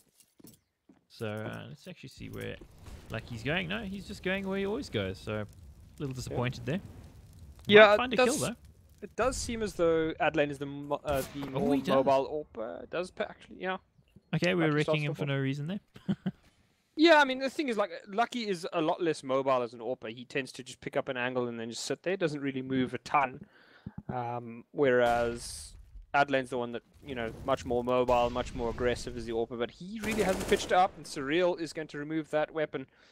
dizLown now in some problems, as that's the only weapon they had that could really do any real damage. Surreal continues his aggression and picks up the secondary AWPer as well. No weapon for him, though. So dizLown stack the correct site, but Epsilon now are well favored in this situation. Yeah, Surreal going in on entry there, finding the first player. And Kriya in the pit. They're doing a fair bit of damage. They lose only 1 player, though, and that was the early pick, and that is all that dizLown were actually able to get, equalizing it at 5-all or Epsilon versus dizLown. And of course, if dizLown lose this map, then it's over in this best-of-3 series for them, and it will be Epsilon moving on to the semi-final. So dizLown will be desperate to stay in it. That first map was not a good look for them, and here they've looked a lot better, but in the last 2-3 rounds, Epsilon have seemingly upped their game. Yeah, Epsilon, I think, have figured out how to attack dizLown's A site, and unfortunately, dizLown, again, holding that passive position. Lucky this time actually going to be the guy getting ultra aggressive, and it starts it off well. So, I mean, just seems to be wrecking me there. I said he's not very mobile. This time he turns out to be, as dizLown starting things off well again, but it still somehow hasn't worked out for them. Even though they've gotten opening picks, Epsilon still able to open that can. And we could have a fight here in the smoke, as there's a horrible train wreck, and somehow Epsilon players just running through the smoke. And this is just easy for dizLown. There you go. Yeah, that was, well, that's exactly what dizLown's economy would have needed. I think Epsilon will be kicking themselves a little bit, bumping into each other there on the balcony and sort of fumbling their way out. And that just made it easy for the defenders. Far too easy for the defenders there. Just didn't really even give them much of a look to contemplate, and Epsilon will need to buy up. This is around, if they can win here, they put dizLown under pressure again. I don't think it'll be a full-on double save for the dizLown boys, but certainly won't be too happy with the situation. Yeah, so committing a little bit more resources towards the B take at the moment are Epsilon. They're going to try for a cheeky boost here. Maybe they'll find themselves a kill, but actually it looks like dizLown are going to err on the side of caution and try to fall back and play a little bit more passively. Yeah. I mean, that's what we have accused them of a couple of times. The passivity not actually helping them out. Yeah, which is, it's interesting to me based on how I've seen them play some maps this season. Like, Train particularly, they're incredibly aggressive, so not really seeing any of that here. But I guess also the stakes of the match sort of change things up as to how aggressive you might want to be. Maybe you're going to look to play a little bit more passively, and geez, Alex taking a bunch of damage there through those paper thin walls. Yeah. Adlane gets himself a kill on Robin. Fantastic start. Once again, another opening pick for dizLown on the round. It's pretty late in the round as it was as well. So dizLown really need to get... Sorry, not dizLown. Epsilon really need to get going. And I mean, Epsilon haven't really had best of plays here. They don't really fake out much. It just sort of tends to be, we're going A this round. And not really... Don't really play a map control style. Much more heavy on the aim than anything else. Very direct, as we saw in the previous map as well. Kriya on a really good angle here, and he could find himself Smurya. Smurya is the danger man. Meanwhile, Lucky getting another with the AWP, and there's the reply finally from DH. He's pretty low on 10 HP, so you wouldn't think he should win this, but somehow he does. And there's only a single... What? A single guy in sight, and it's Adlane, and he gets himself two, including a no-scope, and a third kill. Adlane going crazy with the quad kill. And what a friggin' play there by that French AWP. Just absolutely beasting Epsilon that round. Had to do that. Otherwise, I don't think they're going to win the round. But, I mean, he did enough in the first two kills to actually buy his team the round. Even if they'd killed him at that point, I think they had 5 seconds total. They'd have to pick up the bomb, get it planted, and there's just no hope for that. So Epsilon, I mean, a good streak of rounds to get themselves back into the game. But just as we say that, just as we start praising them, dizLown takes back the initiative, and now the pressure is back on Epsilon. They have to do whatever they can. It looked so good for them just 2 rounds ago. Right now, it just seems to have fallen apart again. Well, that was the Adlane that we've grown to know and love from casting ESEA main this season. The guy has been unstoppable in many games against teams that are actually more favored than Epsilon in the playoffs. So, wow, what a time to do it. Because the pressure that he was under in that bomb site, that was just... Any shot missed there, and he was instantly dead, and that was a round loss, and probably a save for them as well. Yeah, that no-scope is just absolutely filthy on the third player. Madness. Adlane, your beauty. The team would have been super happy with that. And the match pause coming in, I think if you're Epsilon, you could potentially be slightly tilted by that. Yeah, I mean, it's not the round you want to lose, especially because you had the opportunity to put them under some huge... problems there. You could have broken the money there. You could have gotten yourself a 6th round. I mean, this is still a slightly CT favored map, and at the moment, though, it has shown that if you can control the CT economy as the Ts, you can start running up huge T rounds, and especially with the B side, which Epsilon hasn't actually done a hell of a lot of to really attack. They've primarily gone A. I do think that Epsilon could attempt more at B. Their B hits have tended to be... I mean, there was the one round with the smokes, but the other rounds, it just generally tends to be, we'll creep up, and when we see somebody, we'll start firing. You know, there's the good old contact play. Let's look for picks, boys. Let's look for picks. That's not really going to help you on Inferno B side, especially not with the way that dizLown is able to set themselves up in that site and play off one another at this point. Totally agree there. And interestingly here, Jinx, the guy who was by far and away the best player for dizLown in the previous map, is actually the guy at the bottom. So is that a win condition for dizLown that they need Adlane and Lucky at the top? Kriya was also largely absent on that first map, so good to see him jumping in here as well. For Epsilon, I mean, of course they're trailing, so you know they'll have a couple of players that are a little bit low on the kills, but the real difference here is that Smurya isn't absolutely dominating proceedings to the same degree. Yeah, that is very, very true. I mean, he was consistently able to open up rounds on the T side. Okay, Alex taking a fight that could have gone pretty south, but goes down well for him, and then just does remove Surreal. It's one of the CZs, and it'll also give dizLown information that the players you're up against have CZs and armor, so you'll need to be extra careful. It does look though we're going to have another contact play towards B, and the Molly is going to hold it off for a couple of seconds. Lucky. His timing is going to be the most important thing here. He could very well pick up a double kill if the players walk around that corner and line themselves up. Yeah, he's going to be faced with a lot of targets in a second, Will Lucky. And he's going to need to hit them. Got to bank these shots, and he's going to thread the needle there and unfortunately go down. Perfect flash there out of Epsilon, and that's the bomb side in their possession, sorry. Jinx on the angle though, he should get himself something, and actually doesn't. That's a pretty big failure from him, and it's going to potentially be a really costly retake. In fact, it's almost winnable here for Epsilon. Now, close angles, armor, and CZs are not a good combination if you're a CT side walking into a bomb site, and especially not the B site of Inferno. They're going to need to make certain that their players stay alive, though. Can't afford to get peeked and killed before the round starts off here, and it's going to go exactly that way. Robin goes down. Smoothie getting the first kill, though. That's good. DH is turning things around. And this is a huge problem now for dizLown, as they have to absolutely win this, and they can't. Every one of the Epsilon players, barring Robin and Surreal, grab a kill, and that is a huge issue for dizLown now. Going into the last two rounds, their money is in the toilet. They'll probably buy up a tiny bit here, but they'll have to make certain they can buy into the last round, because Epsilon somehow pulled that out of the fire. Wow, and actually going rather against your very sage advice there. They've decided to force. They've gone all in here, which I don't think I'm not really on board with. No, I really am not on board with that either. Shotgun and a MP9 are the best weapons that they have.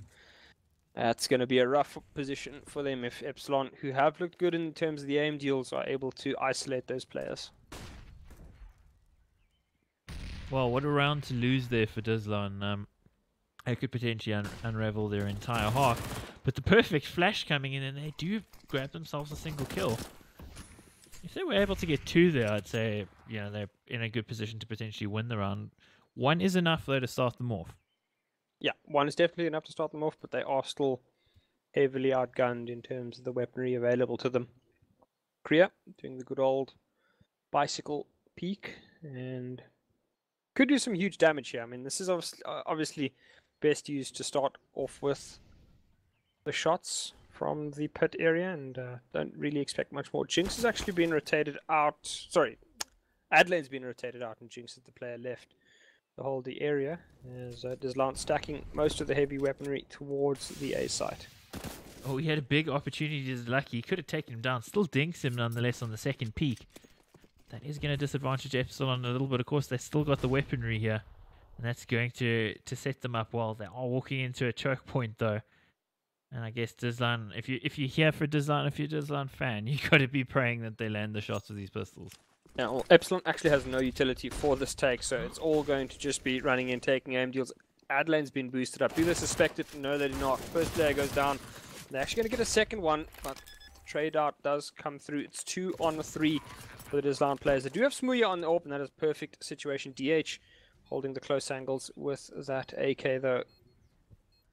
2 on 4, actually. I didn't realize Adelaide was still alive there. 8 HP on him. And on the angle here, Smooya's going to get the kill, but on 8 HP, Adelaide gets the kill. And Smooya now under a lot of pressure. He's got players swarming him, gets the no-scope, goes back for another, but gets jump shots there with that Mag 7. That's going to be money in the bank and a round in the bank for dizLown. They steal the half win here at the death. Yeah, and again, another round that no player should have been able to actually give up, but Epsilon just dragging it out too long, not abusing the fact that they had much better utility, and in the end having to run into a B-bomb site with dizLown players at close angles. And I mean, we said that was the problem on the last, on the last round, with dizLown had to run into that exact same situation, and it ended up costing them. So Epsilon, not the best of buys. They can still get something decent out there. The Deagle on Surreal is about the only really weak weapon, but low on the utility here, as dizLown also pulling around out.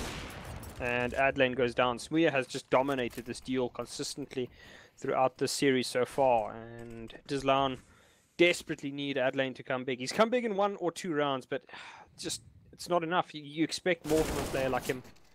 Yeah, they're lucky and Jinx, they're combining there towards B and getting themselves those kills. That is going to help their effort for sure. And bomb side A seems to be yet again where Epsilon are targeting themselves like bloodhounds walking in here. And there's the first kill for Surreal. They've actually got double AWPs on a side take, and this could bite them now. There's only AWPs left alive. And Alex under a lot of pressure, but he still gets himself one, gets himself, I was going to say two. 19 HP in that nade. Oh, there's the Kobe. Jinx picks up the kill.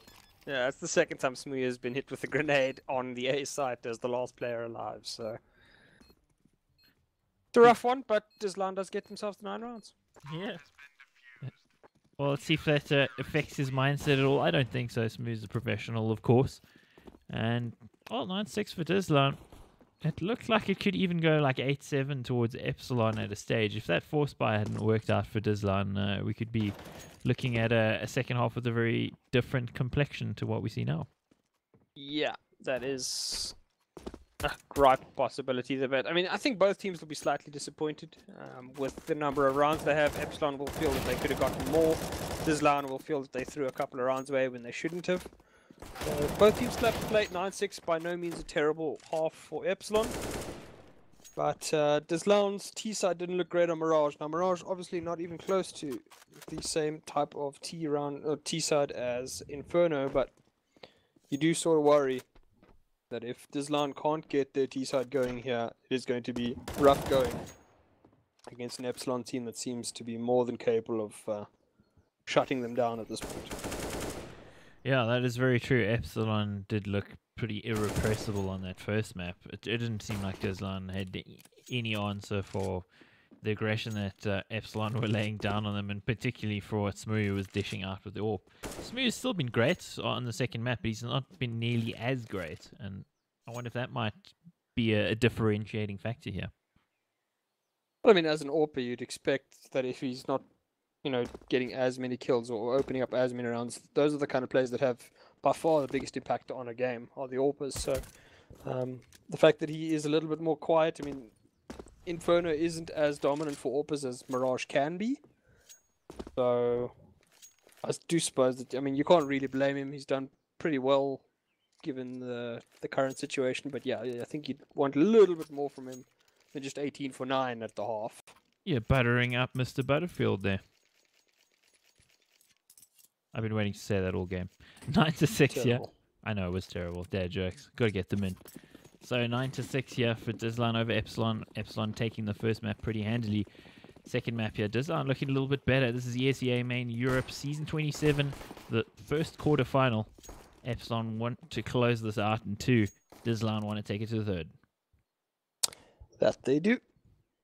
And both pistols, or all 3 pistols thus far, have gone the way of Epsilon though, so dizLown need to back it up, need to fix it, because at the moment it's looking ugly. We're going to be hanging out in the vape life corner there. Yeah. No gap in that smoke, and Epsilon have played a very, very weird to start things off. Okay, Surreal. It's going to just pop guys through heads. He's clearly got his vape goggles on. Yeah, right through the smoke there. You're saying weird, and then something weird immediately happened. Retake time here, and Robin destroying him. The pistol's looking so strong for Epsilon so far, and the kills are just flying in. Could it be another clean sweep? And it is! This is just crazy. I've never seen a game like this where pistol rounds are this dominant. I think the last time I recall seeing this was mid last year with the way FaZe Clan were playing pistols. Yeah, I mean, dizLown, I don't know what the hell that was. That's 3 pistols now where they haven't gotten a single kill on the pistol. And suddenly within the space of 1 round, I was saying Smooya was good but wasn't as great as the previous. Now he's actually at an identical KD to what he was at in the first map at this point. So picks himself up a bunch there, pads the stats and makes themselves look good. That he does. So, I mean, dizLown, they won't be too happy with the situation. Smooya should be getting out here, but he is kill hungry as all hell and will pay for it with his life. Lucky and Alex get the kills there. Smooya and Robin going down.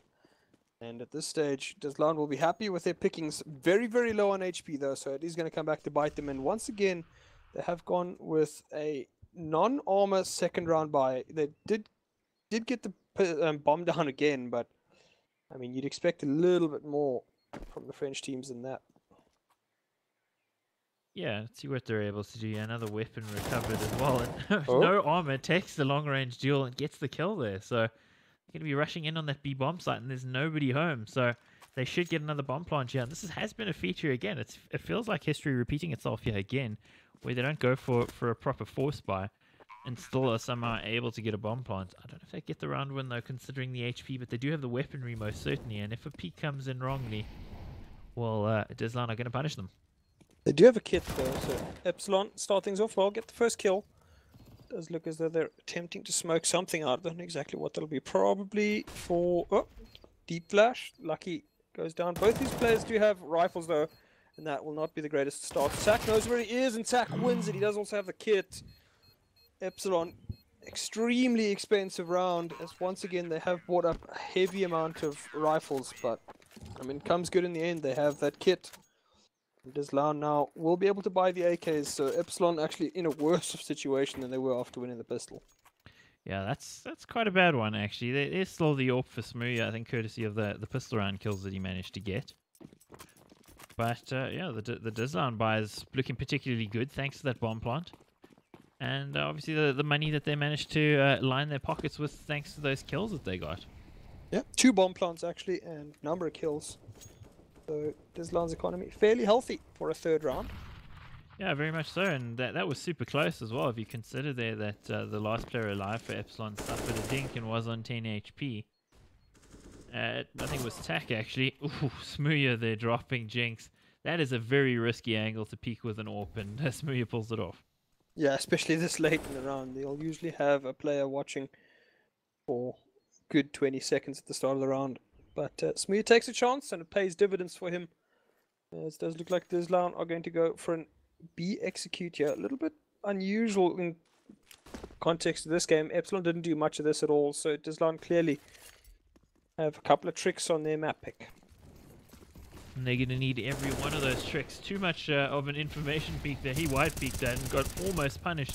But Cyril he had to mop up potentially before those 2 kills coming, including the fire kill. Bring it into a 3v3, and whew, Smooya, he's been banking those all day, so he's probably going to be kicking himself that he missed that. Yeah, Adlane just jumping across, not really helping himself out there. Yeah, slow on the reaction though. And oh, he's gonna miss the sitter. Doesn't miss the second attempt though. Lucky goes down. Adley now in a 1 versus 2. He's on 18 HP. He's got to take the fight. He gets the first one. He's not gonna get the third though. As Smooya able to pull out the USP in time, and once again so close for dizLown, but so far. Geez, that kill from Adlane towards CT, the one tap, that was beautiful, and it almost felt like he's gonna just be destined to get that third kill. Not to be, unfortunately, and bringing it close again. So we see the map pause come in here again, and I guess dizLown may be questioning, like, where are they in the game at the moment. Of course, the scores are level, they're not losing yet, but with the way things are going, it could potentially turn around on them. Yeah, this is getting a bit of a problem. dizLown again on the save. They won't be buying up much here. And Epsilon, well, gives them more of an economy, more of a chance to build what is, to be honest, a pretty shattered economy. Yeah, that is true. It's been very back and forth here in the early stages of the second half of the second map. And, well, at this particular stage, dizLown could, even if they wanted to, potentially buy up a bunch of AKs. I mean, they could have an okay buy. It looks like they might do it, actually. I was sort of half doubting myself in saying that, but it looks like they're going for it. And they're going to have a decent amount of utility, actually, thanks to that Mac 10. So it is actually winnable for them. And considering the economic situation here for Epsilon, they're in a little bit of danger, and they might not realize it at this point. Yeah, 3 AKs, a Mac 10, and Galil could do some serious damage. Does mean that dizLown is seriously low on utility, though, so Epsilon playing a little bit more passively this round. They might suspect that something's up, and once those mollies come through, you know that they've bought up. There's no way you buy a molly if you haven't got a weapon to assist it. Yeah, that is quite a tell, and it looks like they're heavily committing towards B here. Still 3 players on A from Epsilon, so they haven't gotten the memo yet. But as these nades fall in, you'd expect the rotate to be putting on the jet shoes and trying to get over there ASAP. Yeah, and Epsilon's actually pretty far away. They're going to drop out the molly, just slow things down here. A couple of players running through. That's going to set it up for Surreal. He gets 2. Does he get the third? He needed to get the third. Doesn't go down. 2 versus 2 trade. Lots of players low for dizLown though, as Smooya has rotated in. But he needs assistance and he needs it quickly. That boost over the smoke, a fantastic play there. Smooya buys his team another kill, so it's still doable. It's getting harder and harder though. Lucky should be capable of doing this. Smooya though is going to go down, and now it becomes damn near impossible for Epsilon. DH gets himself the first kill. Low HP player gets the second. Oh, How he is stole Epsilon that. doing this? How is Epsilon doing this, Extremes? That was a stolen round there from DH. There's no way that should have happened, but you could see what the idea there was from dizLown dropping the molly to try. Oh, look at that, going for the full disrespect play. I like it a lot. But you can see the idea there, dropping the molly. They think, okay, well, there's no way he's going to run through the molly. Unfortunately, it was just a little bit mistimed. He was already ahead of it by the time it bloomed, so catching them off completely, and then on the angle catching the other player as well on the second peak. So it's just, I feel bad for dizLown almost in that situation, because that was their round to win. However, they keep getting bomb plants here, and they keep being able to buy, and this is continuing to keep the pressure on. Jinx absolutely like running him down there. He was like a blunder, not letting go. And yeah, the kills are favoring dizLown. This could actually be a huge round if they manage to win it.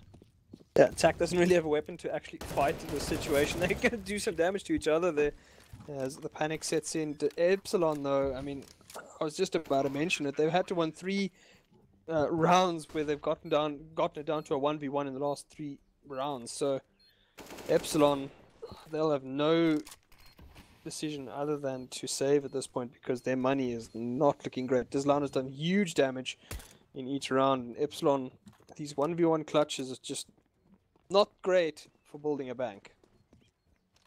Yeah, definitely not.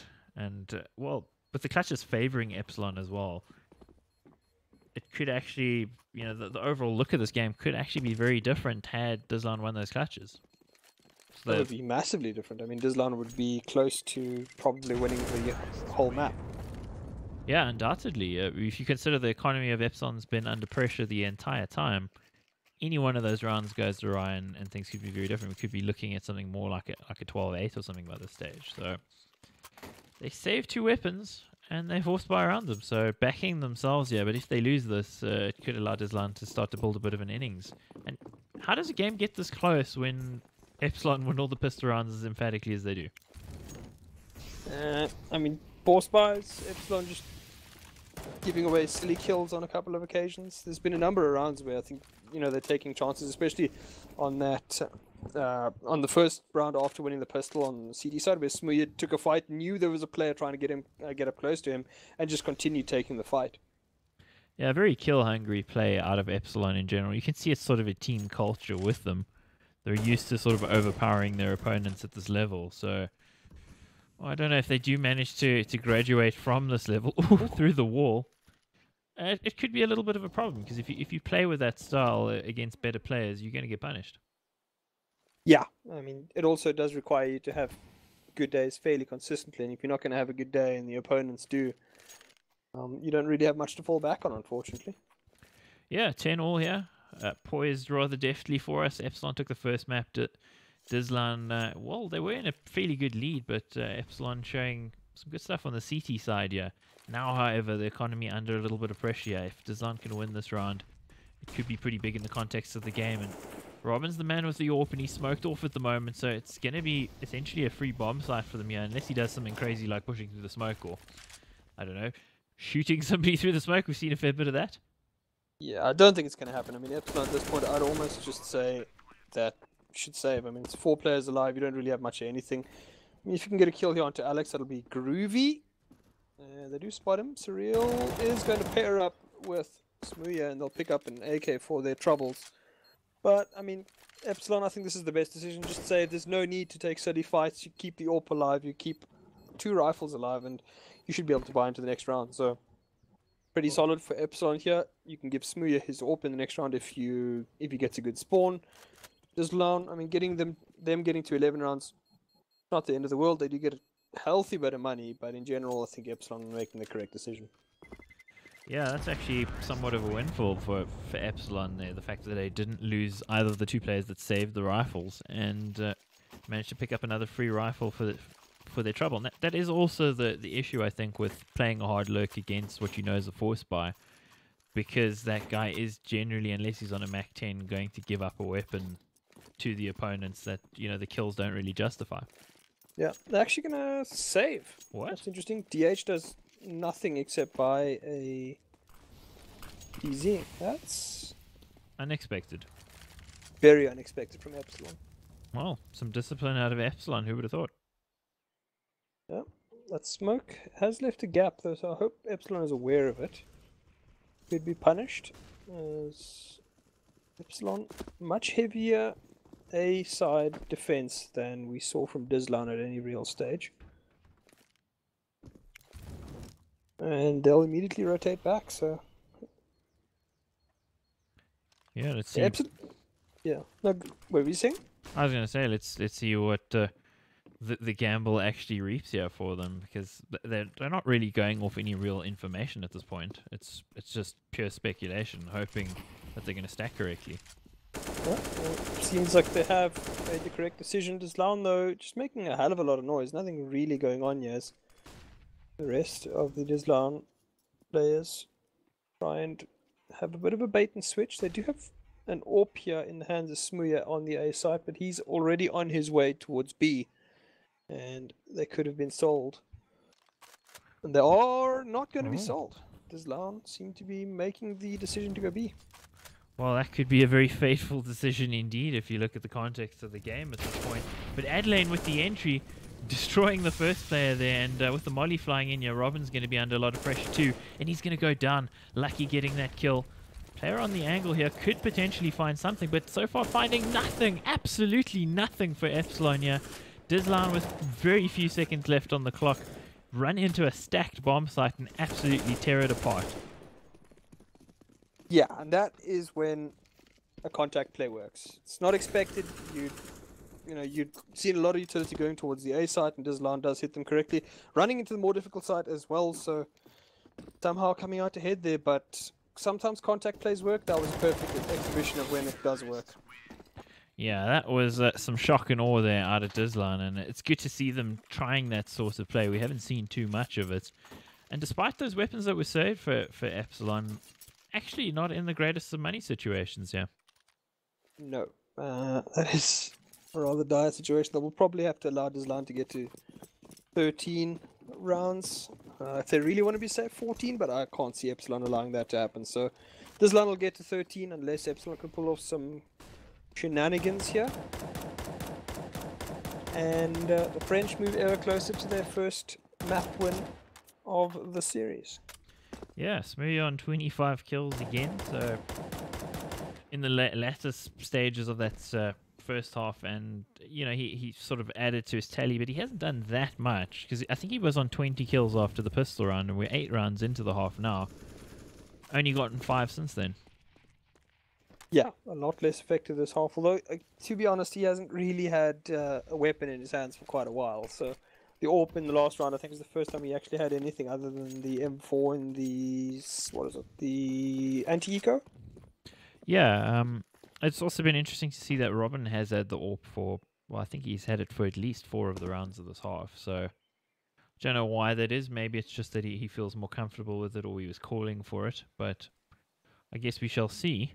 Yeah, I mean, the one round, or the rounds that he did have it instead of Smuya, that he was alone on the B side, so not the end of the world. What is the end of the world is Surreal and Smuya getting absolutely wrecked on the A side. Zach is going to walk through the smoke and be punished duly. And dizLown will be picking up that all-important 13th round. Well, if you look at the context of this half so far, dizLown have never had a problem getting the bomb down, aside from the pistol round. Well, actually, they still got the bomb down, actually, now that I'm thinking of it, even though they didn't get a single kill. They're getting the bomb down all the time, and what that has meant is that the money for them has continued to blossom, even when they were in those sort of force buy situations. They've been getting the bomb down, and Well, these players are going to do a little bit of damage, but I don't think it's going to be that much in the overall context, jumping around. Had those 3 clutch rounds gone differently for dizLown, where Epsilon actually took the rounds, they could have already won this particular map. That they could have. Yeah, Epsilon have relied on clutches, I think, a little bit too much on this BT side. dizLown have looked good. I mean, as you mentioned, I think they've gotten the bomb down every round this half. So even the rounds where Epsilon is winning, their money is under heavy pressure because it's 1v1s. It's like a 2v1 maybe. They're having to defuse at the last second. So dizLown has looked very, very good on the T side in relation to Epsilon, who did look quite shaky at times. Well, there's Smooya ringing after the AWP, getting himself a kill. I guess the concern also for Epsilon has been, well, nothing concerning Surreal there. Goes aggressive, gets a kill. And that's definitely going to help out their effort here. This round so far, getting the 2 early picks. What I was going to say is, looking at the scoreboard, Robin and Saka, the 2 guys, are not really contributing positively. And we can't always rely on Smooya to get all the kills, can you? No, you can't. I mean, Sak had a bit of a rough game on Mirage as well, so he does seem more to be that glue, the glue guy on the Epsilon team. And Robin, as far as I know, he's the IGL, but I'm not 100% certain. I know he's registered as the captain on ESEA. Yeah, I guess that would probably be a fairly good bet that he's the IGL. I mean, it's interesting that this team is British/Swedish. Obviously, the MGO itself famous for Swedish lineups in the past. So I'm assuming that they're probably communicating in English. I would assume so. That would be the most reasonable assumption, considering they also do have a Greek player. Yeah, got to go for the English. dizLown running down the clock here, and you'd almost think at this point, the fact that they haven't gotten a single kill, maybe it's even just worth hanging onto the guns. Yeah, it looks like they're going to try that same tactic. Walk in slow, don't really drop any utility, catch them unawares. It's not going to catch Smooya though. He's holding the angle. Does go down to Lucky. Does leave Lucky in a horrible situation. It's not going to work out for him. AWP collected. Robin is going to be the beneficiary of that, and Epsilon get themselves an 11th round. Money's looking pretty okay for the dizLown players. Another round lost though could put them under some severe pressure. Lucky and Adelaide still looking solid in terms of that. The rest of the players a bit shaky. Yep, and odds on we're going to see another 30 bomb smear this map. It just looks like an inevitability at this point. Hard carry. That it is, and continues to make a name for himself. I mean, wasn't always known for his skills or for his personal dealings, I guess. Off the server antics. Yeah, but certainly is bringing the fire in this game. Now, dizLown, a little bit faster movement. Molly's going to slow them down for the second, but they do have control of that area, and Sak goes down very, very quickly. Surreal and DH contributing very, very well though, and they will get another player, but it's traded out 2 versus 2 as Epsilon is on the rotate. Lucky's going to be planting in the default spot, Kriya holding the backlines. Oh, and Lucky, quite lucky there to actually walk away with his life. Smooya on the angle probably could have popped him had he not zoomed out. And there's the kill towards the middle. Smooya going to find it, bringing it into a 1v2, and so far Epsilon have generally been the beneficiaries of these clutch rounds. They've won them. Lucky's going to need to make an incredible play, and he spots them both, sprays them both down. And as I was saying that, he duly delivers. dizLown taking a fantastic step towards potentially stealing this map away. Yeah, brilliant play there by Lucky. Gets the perfect lineup and kills both the Epsilon players in the first 3 bullets of the spray. So Epsilon money is absolutely shot. They can do nothing outside of buy. They're actually going to go for a cheeky full save here, basically. That is brave. Yeah, going to play for the overtime. Don't see this working. dizLown at this point, I think, well set to actually pull it through. Andrew pointing out in chat there that both players were looking towards pit there, and yeah, that is definitely a communication failure there for Epsilon. And if you want to read more about communication, go to jinx.tv and you can read more article about team communication. Personal plug. Sell out. Sell out. Sell out, indeed. I'm happy to sell out. I like eating occasionally. You should just use that WWE term. I didn't sell out. I bought into the evolution of myself. There we go. A lot of WWE talk on Twitter lately with WrestleMania happening. Yeah. Yeah, it was last night WrestleMania. No, no, last night, Sunday. Sorry, what am I saying? I mean, talking about players getting uppity. Wow, getting uppity indeed. They get 2 kills and actually bring it back. I wouldn't say it's winnable necessarily based on the fact that they don't have armor, but if they find the headshots with the AKs and they got the CZ, could actually go very wrong here for dizLown. Possible, not probable. Be Indeed. the best way of saying it. And Surreal's about to get his head popped. As TH and Zach decide, yeah, we're not so keen on this anymore. They'll fall out.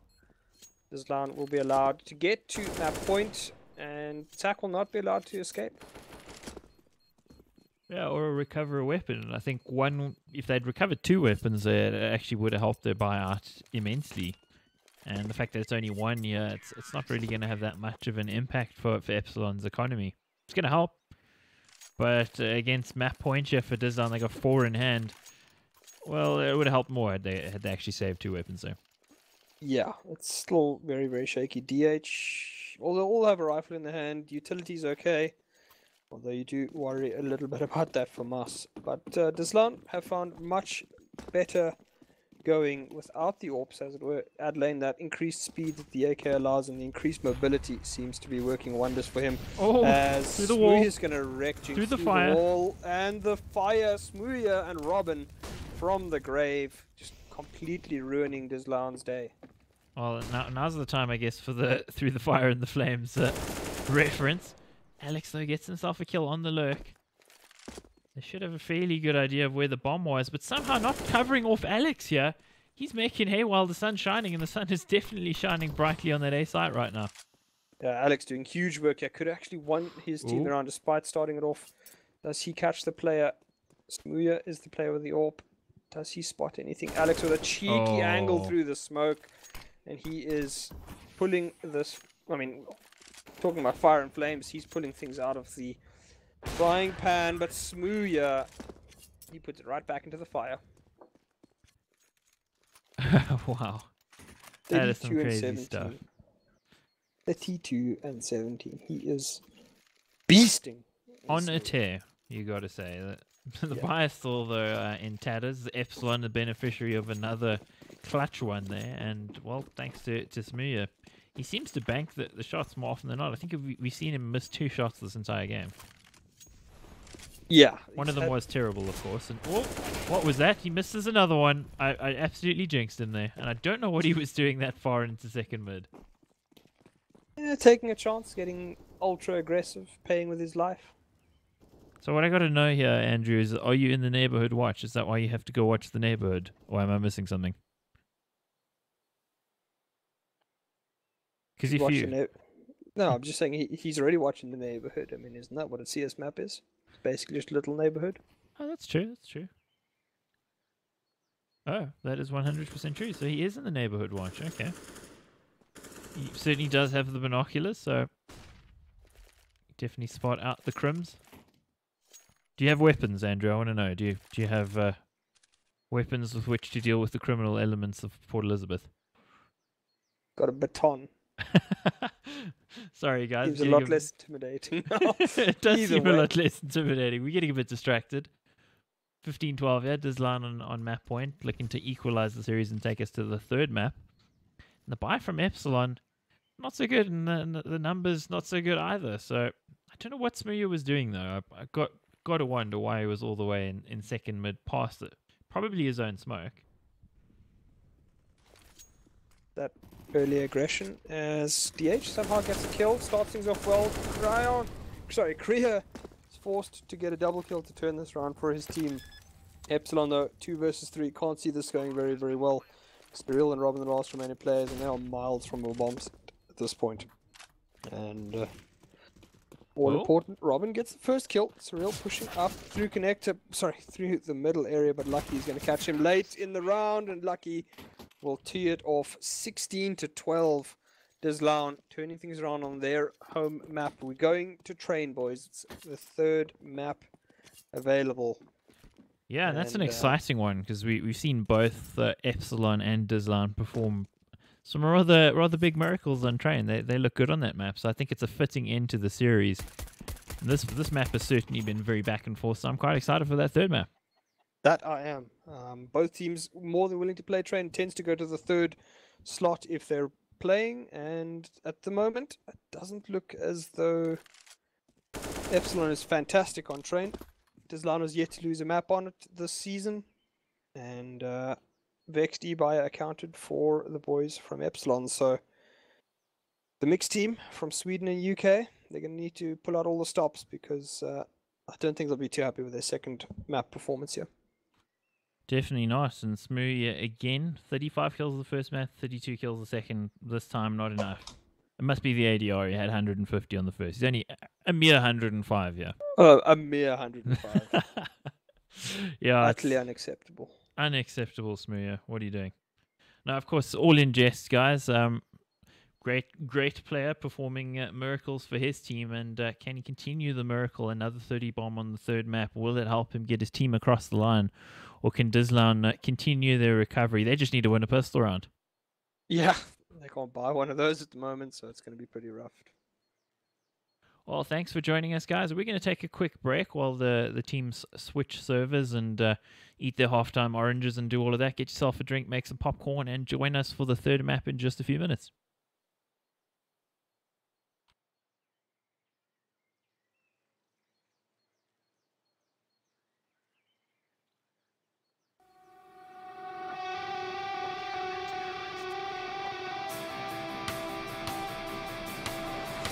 We are the ones that are and are not. Leave the lies and the secrets in these cages where they always keep us.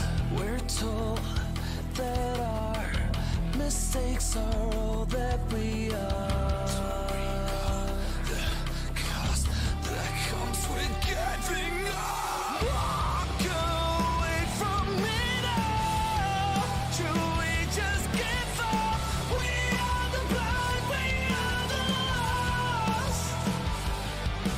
Run from all our mistakes when we turn away. We are the blind, we are the lost.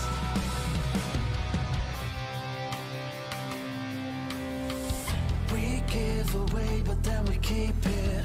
We create a distance when we're with you. Gravity pushes us away. Never seemed to make a lot of sense. We never really understood the fact that gravity pushes us away. Walk away from it all. Should we just give up? We are the blind, we are the lost. Run from all our mistakes when we turn away. We are the blind, we are the lost. Gravity seems to lie when it pushes us all aside. We force out these thoughts. We're not the blind, we're not the lost. We're not the blind, we're not the lost. Walked on straight from my bed. We'll never look back. We're not the blind, we are the ones that face the mistakes that we make. We won't turn away. We're not the blind, we're not the lost.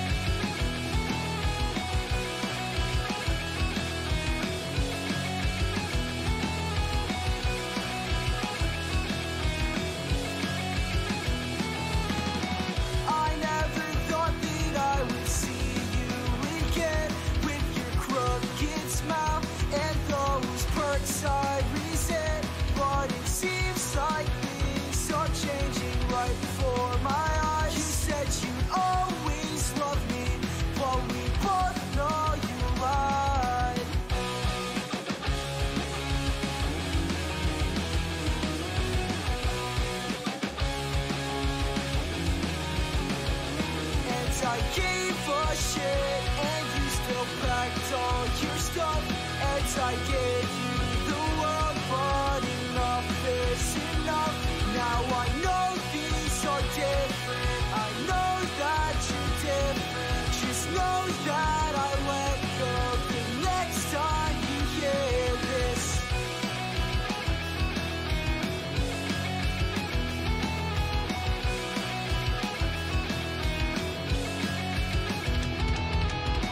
I never thought that I would be here alone. I'm just like a ghost now, I just here to roam. I know these are different, I know that I'm different. Just know that I let go the next time you hear this.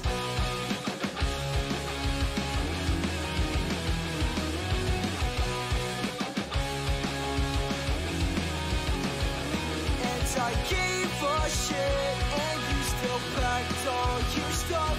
And I gave you the world, but enough is enough. Now I know these are different, I know that you're different. Just know that I let go the next time you hear this.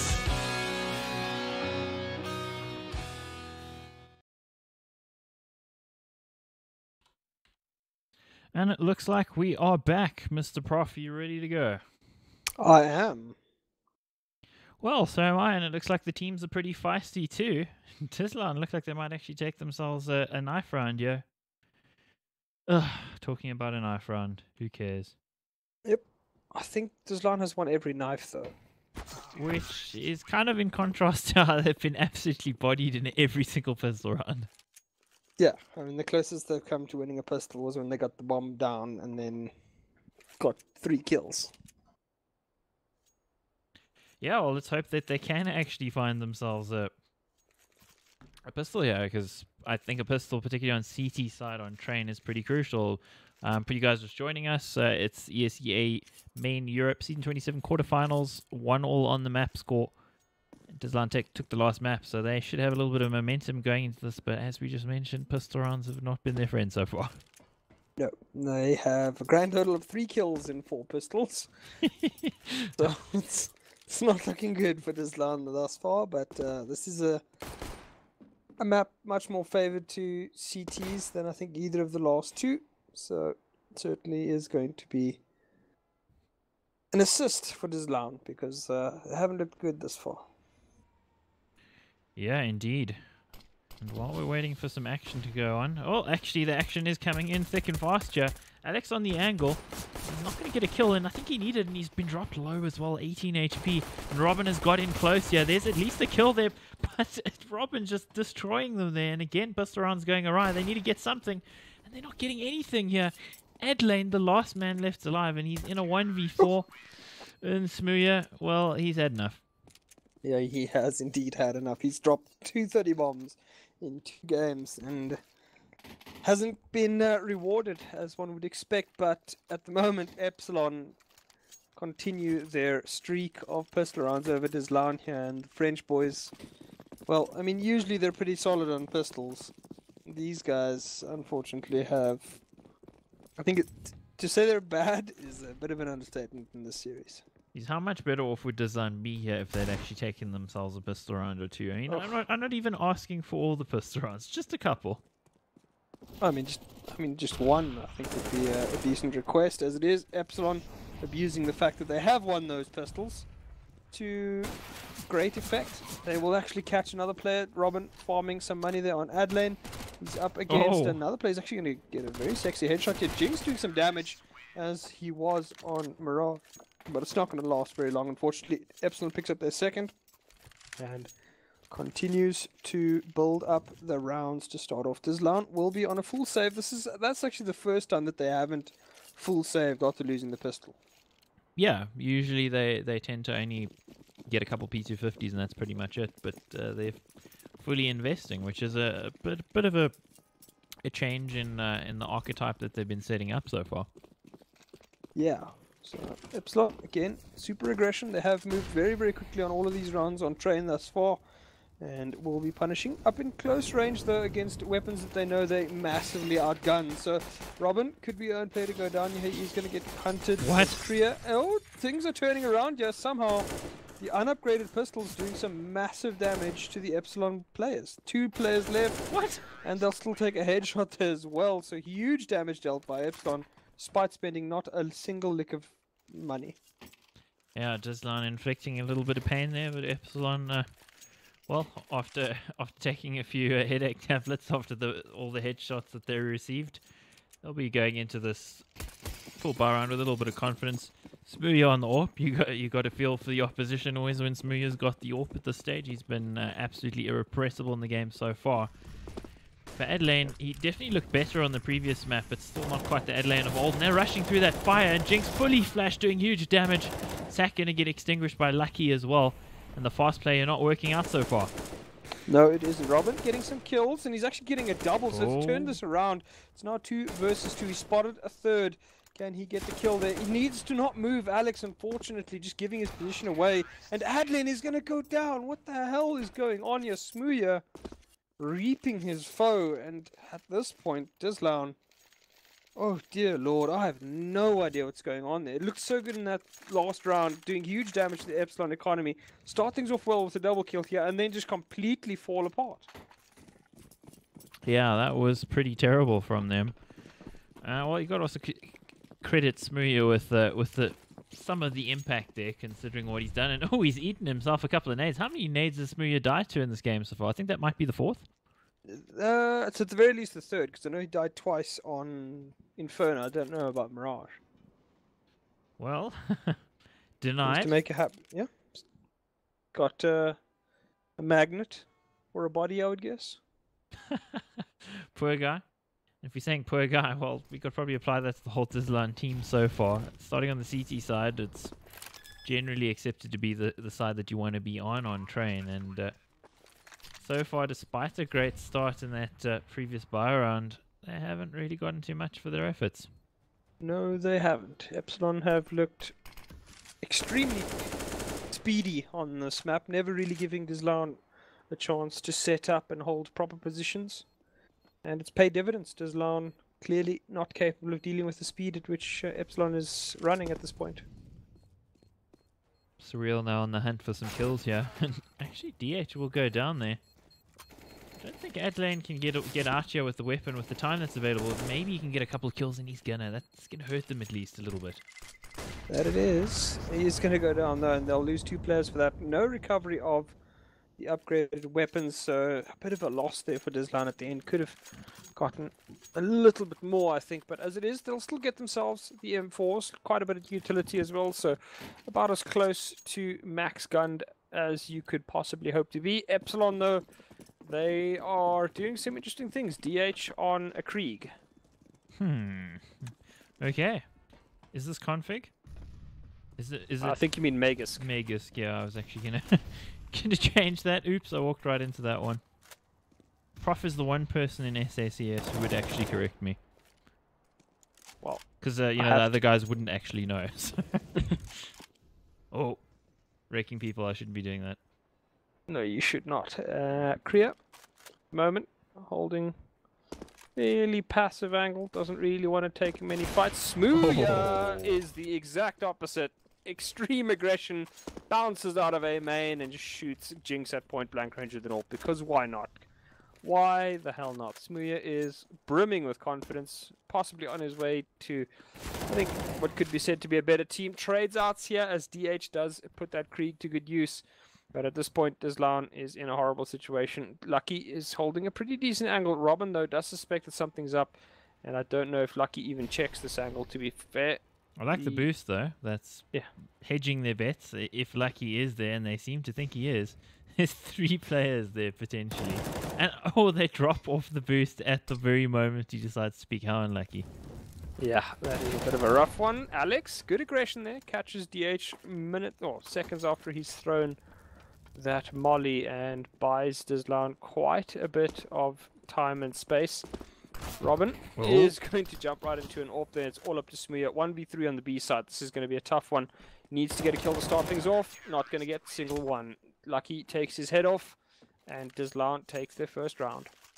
Well, that's good to see from dizLown. You almost felt in that situation with the way the clutches were going in the previous couple of maps that Smooya maybe had a chance there. And I'm sure Smooya was backing himself, but got a little bit too aggressive, showed his head, and they managed to put him neatly to bed. So dizLown with a round win, they kept 3 alive as well. It's going to help the economy. Yeah, it definitely is going to help the economy. So dizLown actually looking pretty good for the fact that Epsilon had won 5 rounds in a row, and they're pretty low on the money. Ton of info here though for dizLown. When is the rotate going to come in? They don't seem to be buying the info that they've gotten for themselves. No, they don't. Epsilon, again, quick play here, but more of an execute based as opposed to just running out and gunning, which was Epsilon's forte to start this half. So Epsilon, they don't know it, but they probably have been found out, and they could actually get shot in the back here. It's all about timing, as Jinx has made the huge wrap, and he's giving all the information to his team. The rotates should be on their way in the near future now. And they're actually pushing up towards Connectia. They might catch the AWP. Meanwhile, Alex gets himself a kill. Cyril and Robin, though, doing big work in DH as well. This push through smoke, it's like a tunnel of smokes here. It's destroyed the defense, but they don't know about Jinx. The snake in the grass. There he comes. He needs another one here, and if he doesn't get another one, you'd almost think it's over. 1v2 here. And, oh, Kriya getting offered a gift, but Surreal will be there to trade it off. And, well, I said it looked almost impossible for him, and unfortunately it was. But hey, things unraveling there for dizLown, and I don't think they would have expected that, considering they stacked the site rather efficiently. Yeah, it's just very weird to me that they allowed that many players to get so close to the Z connector. Nobody actually watching the, you know, the what do you call it? The ramp. The ramp. Like, just nobody really watching that angle. They allowed them to get past. They got 1 kill on the bomber as he tried to jump out of the smoke, but just not a whole lot of anything. And Smooth, yeah, can he control the spray? He does. Takes beating to the head though, but 2 kills will be more than enough to start off the round. He'll get to safety now, as DH will hear the sounds of an aggressive player in the Ivy area, and Epsilon will look to make as much of a play off the back of this as they can. Once again, DH caught by himself throwing that damn molly. It's got to stop. Yeah, it's becoming a little bit problematic for them. They're still in the lead though, so I guess they're not too worried about it. Alex pushes the smoke at the right moment here. Oh, I was just going to say, he might catch himself a kill, but he misses the shot. And that's going to mean his end. Surreal getting himself a couple there, and Adelaine will be the last to fall to Robin. So 7-1 here. It's kind of looking more like the first map than what we saw out of dizLown on map 2. Yeah, and I mean, this is also sort of what we saw from dizLown in their game against Tricked, where they were heavily down and then eventually made a comeback. I don't see it. Yeah, it's also on train, 3rd map. So I mean, I just don't see it this game. I think Epsilon's got the beating of them, given the way that they've played at the moment. Yeah, of course, the beauty of CSGO is how things can look a certain way, and then you turn out to be absolutely, completely wrong in every possible way. And everybody taking a ton of damage there into the B-bomb side. It's just unfortunate that there aren't more dizLown players to stop them. And Smooya, well, you can't stop him. There's a smoke in front of him, and he still gets the kill. Yeah, spraying wildly. And Adelaine will be picked up, DH point blank with that Mac 10. And dizLown, well, they'll do what they can. I would advise Lucky to probably try and save. He's going to, but get shot in the face anyway, as DH, he is the cleaner, and he certainly is polishing the floors at the moment with the blood of dizLown. Can you polish floors with blood? Yes, you can. You can? Very red. Okay. I thought you were going to tell me there's some kind of chemical compound in it or whatever. I don't know enough about blood to give you that indication. Well, you know history, don't know chemistry. Okay. Learned something there. And we're going to learn a smoke too. Well, actually, I knew that one already. That's not helping. 8-1 here. dizLown with the buy. Adelaine on the AWP. They need to do something here, because the half wins are already gone to their foes. And, well, on this particular map, you don't want to be losing the CT side like this.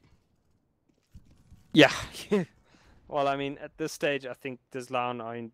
I mean, I said dire straits earlier, but they're deep down the poop chute at this point, because it's 8 rounds on a T side on train is... I mean, that's about as much as you could hope to ask for at any stage in time. I feel like I want to quote Dire Straits songs, but all the songs I know aren't appropriate song titles for the situation. It's a shame. That is indeed a shame. Well, in Dire Straits on the night. I did it. Oh. There we go. And Adlane did it as well. Look at that. He found himself a headshot. Jinx. Getting a ton of information. Trigger discipline here. And he's going to get the 1 kill. And that's going to cause them to pause here potentially. But no, Surreal. He's fully committed and in he goes. And the kills are favoring them. And Tak is going to hold the back lines. It's still looking pretty good for them. 2 on 2. They are low on HP, but they're up against an AWPer. So it wouldn't matter anyway. They're going to make a quick rotation to A, but it seems as though Adlane, more than aware of the possibility, he's holding that all-important angle. Gets the first, does he get the second? DH actually catches him, and that will be the end of that. So Korea will be making the play towards the drop area. DH does suspect that is the case. He's still open. Going to now move into a little bit more of a safer area, holding that green train. Korea pushes through. It's slow, but he has to do this. His team's hopes and dreams are on him this round. He does have the kit, so he's got a little bit of time. And DH holding a fiendishly difficult angle for Korea to clear out at this point. Yeah, very difficult task for Korea. He has been a bit quiet this game as well, so for him to come big in this round, he's going to need it. But there isn't any time on the bomb, and that's going to mean automatically it's all over. Whether he got the shot, the clutch spray there. Whatever happened at that point, it was all over. Unfortunately, Korea taking just a little bit too long.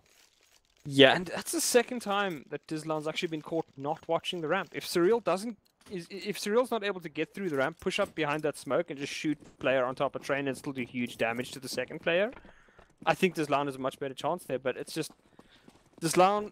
I mean, certainly Korea's head used to remain somewhere near his body. Surreal wasn't too keen on that.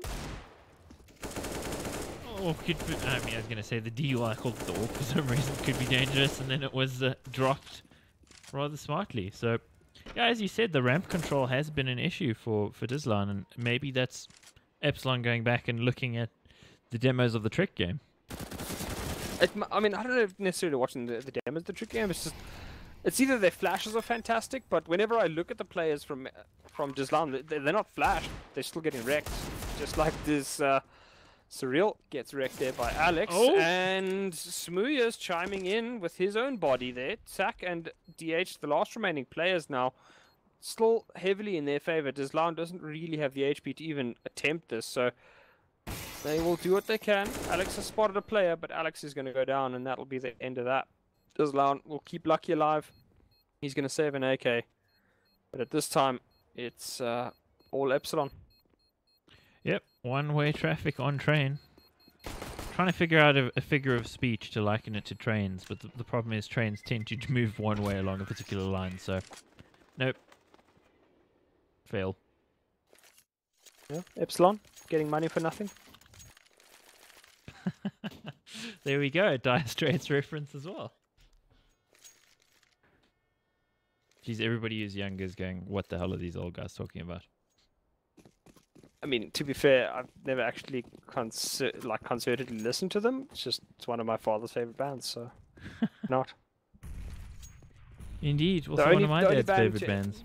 Yeah, the only band to ever quit because they got too famous.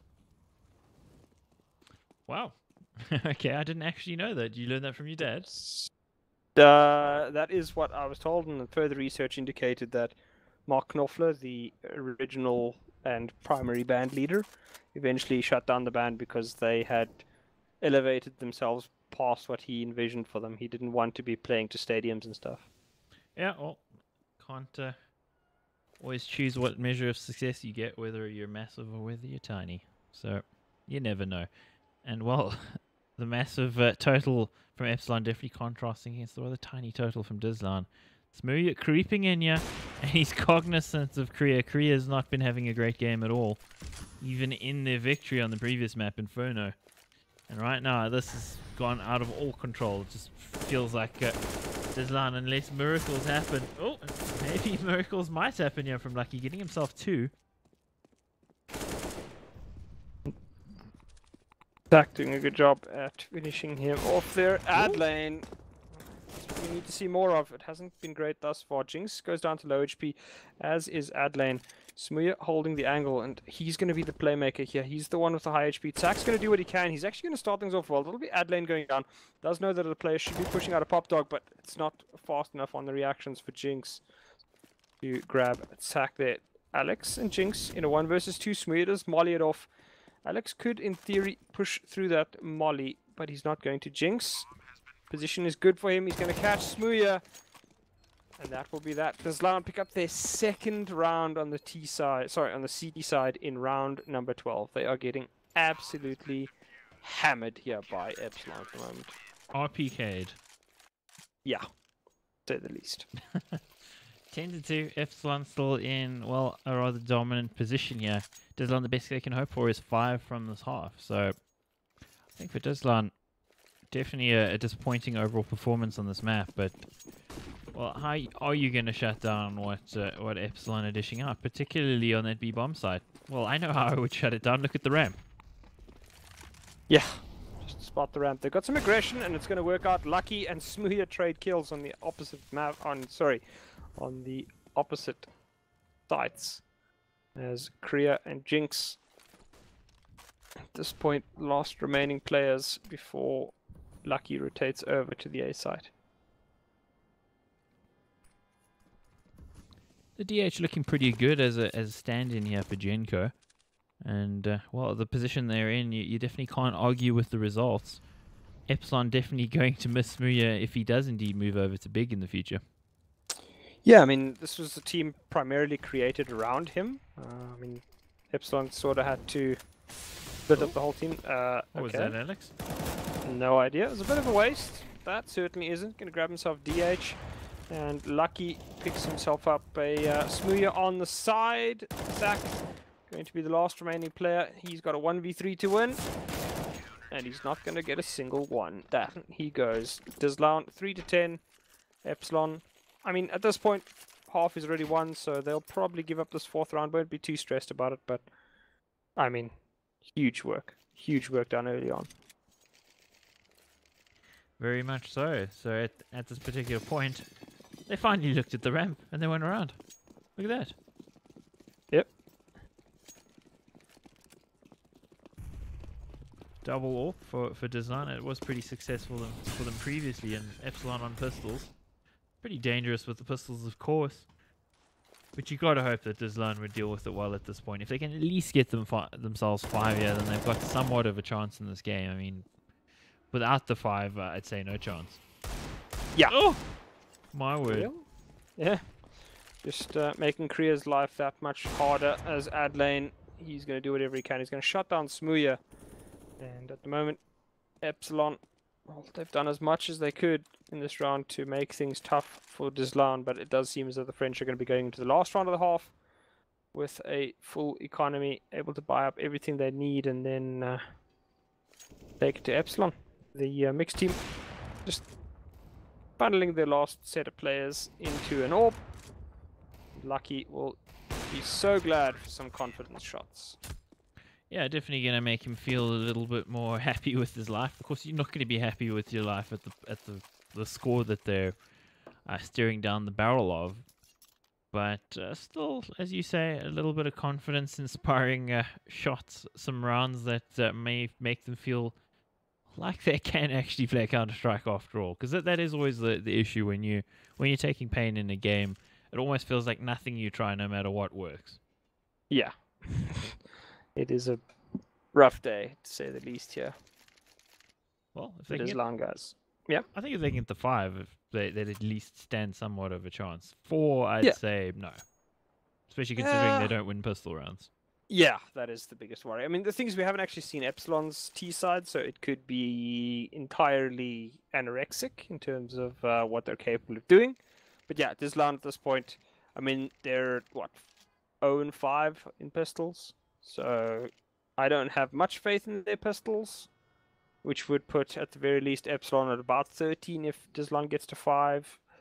That's skating on thin ice unless dizLown has an absolutely beast T side, and that's a worry against an Epsilon CT side that has looked consistently solid on both maps played last night. So how's it gonna go here, man? What do you envision the results of this game? Is there any universe in which dizLown can win this? Yeah, there's quite a few universes. Certainly quite a few universes. I mean, you absolutely have to win a pistol. At some point, like, just logic dictates that eventually you have to win a pistol, and hopefully that is in the 6th attempt at winning a pistol. So, I mean, I think dizLown definitely has a possibility. Their T-sides on Inferno looked okay, but I still think odds on it has to be Epsilon. Like, it just, I don't know. It's just Smoothie has just been too far. I mean, too consistent over the night. I mean, as I say that, he's sitting at 10 and 11. That's about half of the kills he's gotten at any half thus far. So, you know, massive underperformance for him in retrospect. But I mean, Robin's pitched up. Zach, the only player that's consistently done badly. I just think that not enough of dizLown's players have actually really come to play tonight, whereas Epsilon's had at least 3 on every map. Well, talking about 3, there's a trio of AWPs that's alive here for dizLown. That's interesting. We haven't seen Kreo on an AWP at all in this series. Yeah, he's actually been given the AWP to hold the Ivy area. That's an interesting one. Ivy usually does get those late pushes, and AWPs can shut that down pretty effectively. Looks like Epsilon's going for something of an execute here. We'll have DH popping out of the pop dog area. And his first task will be to kill Jinx. Smoothie taking a little bit of control back here of the A main area, and well, they're going to try to barrel out here. Adlane on the angle. dizLown losing a player early, and Jinx 1 HP there on Surreal. Adlane now with the AWP ringing out, and he's under a lot of pressure. They know exactly where he is, and he no-scopes him. Talk about taking a jackhammer to an ant. Destroys him, but there's DH doing big work. And as he was doing big work, the kill's going the way of dizLown. I didn't see that coming. No, I didn't either, but all set up by some crazy shots there from Adlane. Gets himself Smoothie to start things off, and then hits the no-scope while blind. dizLown get the absolute minimum that they need to have any chance in this round, but it's all up to the T side on one of the hardest maps in the game to win on T side. So Epsilon, they've done as much as they could, and they're looking pretty damn solid to say the least here. Robin is just messing around here in warm-up. Well, let's see what we're in store for here. Running out of breath, man. There's been some breathless moments in this game so far. Plenty of game left if dizLown can pick up a pistol round finally. They've not won a single pistol round in this series. ESEA main Europe. It is possibly the last half that we're going to see, unless, well, barring overtime, in this best of 3. It's tied up, but Epsilon are in the lead going into the second half. Yeah. So Epsilon at the moment, they have 25 out of 25 pistol kills. dizLown have 5 out of possible 25 pistol kills. So something needs to be fixed. Something needs to be fixed soon. They will be able to get onto the B site currently, as the Epsilon players are extremely passive all the way back. They will prevent dizLown from really taking control of the bomb site, but won't prevent them from getting the bombs down. 2 flashes and a molly, and Adlane will almost certainly be holding the back lanes. They're going to be trying to rush up close here as well. It worked so well for Surreal and Co in the previous half, and is it going to work out for dizLown? So far it is, and as I was saying that, DH coming in and absolutely dropping them. Again, somehow with these pistols, you guys are irrepressible, but there's another kill. It's actually even Stevens in this round, and somehow Kreo escaped as well. Yep, not for long though, as Tack picks up kills, as does Smooya. It's all on Adlane. He does have that all-important molly, but does he have enough time? They can wait this out. The molly has to go down, and they have a smoke, and that will be that. dizLown, their travails on pistols continue. 7 pistol kills out of a possible 30 in 3 maps. That is an absolute travesty.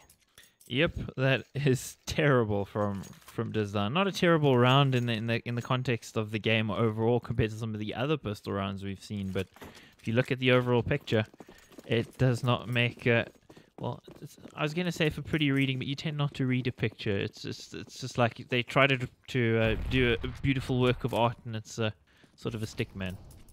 Yeah.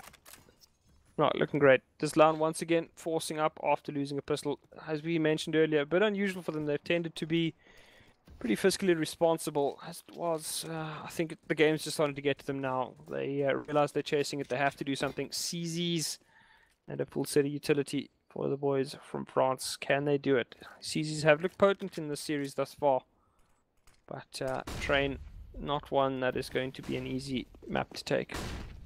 3 bursting out of pop there, and they're going to be, well, easy money there for Surreal, not troubling him at all. Probably just a little too far away for those CZs. Meanwhile, the B-bomb site take coming in, and he's running through the fire and the flames, and a hail of bullets, and that's going to be the bomb dropped. All on Korea, yeah, with the CZ. Maybe he can pick up a kill, but anything more than a kill, and yeah, I just don't see it. No, it's going to be very, very hard. Flashes again, but it's taking damage down to 24. And the angle is held by DH as dizLown. I mean, it's sort of going out with a whimper here, which is quite disappointing. They looked like such a good team throughout the season, but at this point, Epsilon just seem to have their number. Very much so. It hasn't been pretty from dizLown at all, and well, taking the pause, I guess, to just try to break a bit of the momentum here that Epsilon have managed to gather so far. And I guess if you're dizLown, you're of course going to save this round. You can't afford to continue to force buy, but they're not leaving themselves a lot of headroom to work with here. No, nothing at all. So, I mean, Epsilon almost certainly gets to 13 here. I can't see dizLown forcing it up. They have to bite the bullet and do whatever they can. No, they're going to be forcing. Okay. What? Oh, my word. That is rather Chasing the French of game. them. Yeah, chasing the game at this point, but I mean, this decision, to my mind at least, all but confirms that it's gone. Lucky and Korea aren't doing it, so Disagreement? I don't know if maybe disagreement in the ranks. I don't know. Wow. That is rather worrying. So the pause continues here. So I wonder if there was some miscommunication. Maybe a fight breaking out, punch up in the gaming house. No, of course not. I kid. But at this point, dizLown not looking good for this win at all. After looking pretty decent on Inferno, Mirage didn't go their way in any shape or form, and it feels more like more to the same from that first map as opposed to what we saw in Inferno. Yeah, it's. I mean, even that first map I think was a bit closer than this at that point. dizLown just don't really seem to know how to get themselves out of this funk, and their CT sides, to be fair, have looked shaky all around, largely because some players have gone missing at the worst possible moments. Very much so. There's the spam coming in, tagging up Alex a little bit. Quite a common spam to go for these days as well. Never feels comfortable when you're the guy up there busy receiving some of those bullets though. Nope. Alex is already down to 50 HP, so it makes life that much harder. Smuya playing a pretty aggressive angle here in the drop, and he's going to grab himself Jinx as well. Not a great start in the round for dizLown, but ooh. And the fake flash not working either. Everything's going wrong here. Smokes come out now, but I mean, this has been so telegraphed. Epsilon will almost certainly be ready and waiting. Smuya's playing the close angle. They're going to run straight past him, not even check, and yeah, it's all just falling apart now for dizLown. Epsilon seem to be in their heads, and I mean, at this point, running through smokes. Yeah, I think they've been cowed at this point. You know. Yeah, beaten into submission. Heal, sit, fetch, play dead. Mostly play dead, I think, is what they're going for, yeah. Well, what's that? Oh, there you go. Goes down. What's that thing with? I think it's the dog whisperer from that episode of South Park. It's like, they like use it on Cartman. I haven't seen it. Like haven't you seen it? It's like No. this episode where like Cartman is like wildly out of control, so his mother gets the dog whisperer to like calm him down, and then whenever Cartman gets out of control, the guy just like stabs like Cartman in the neck with 2 fingers, then goes zzz, and then Cartman like eventually becomes like this decent child. It's amazing, and so is that. Adlane starts things off well. A small bit of light at the end of the dark tunnel. Smooya has been executed. And dizLown, that's what they need, and they're going to need a hell of a lot more than that if they want to pull this round through. Lucky and Adlane will be holding the Ivy area for now. Does Epsilon a lot more passive than they would probably have been otherwise. Smooya going to be regretting taking that long of a peek towards the A main area. Dude, one thing one can point out is that Smooya hasn't been as much of an unstoppable force on this particular map compared to the other two. He's nowhere near a 30 bomb at this stage. Of course, the game is still young in terms of round count compared to the other two. But still not quite as... well, I was going to say not quite as much of a force, but the rest of the team, however, are stepping up to the plate here. And they're dropping their opponents. Korea trying to keep a little bit of hope alive, but hope is fading fast. Yep. Force City will be required, though. dizLown has no rounds to play with. They will get themselves some weapons this time. A little bit better than what they've had previously, but it's still... I don't know. It's just...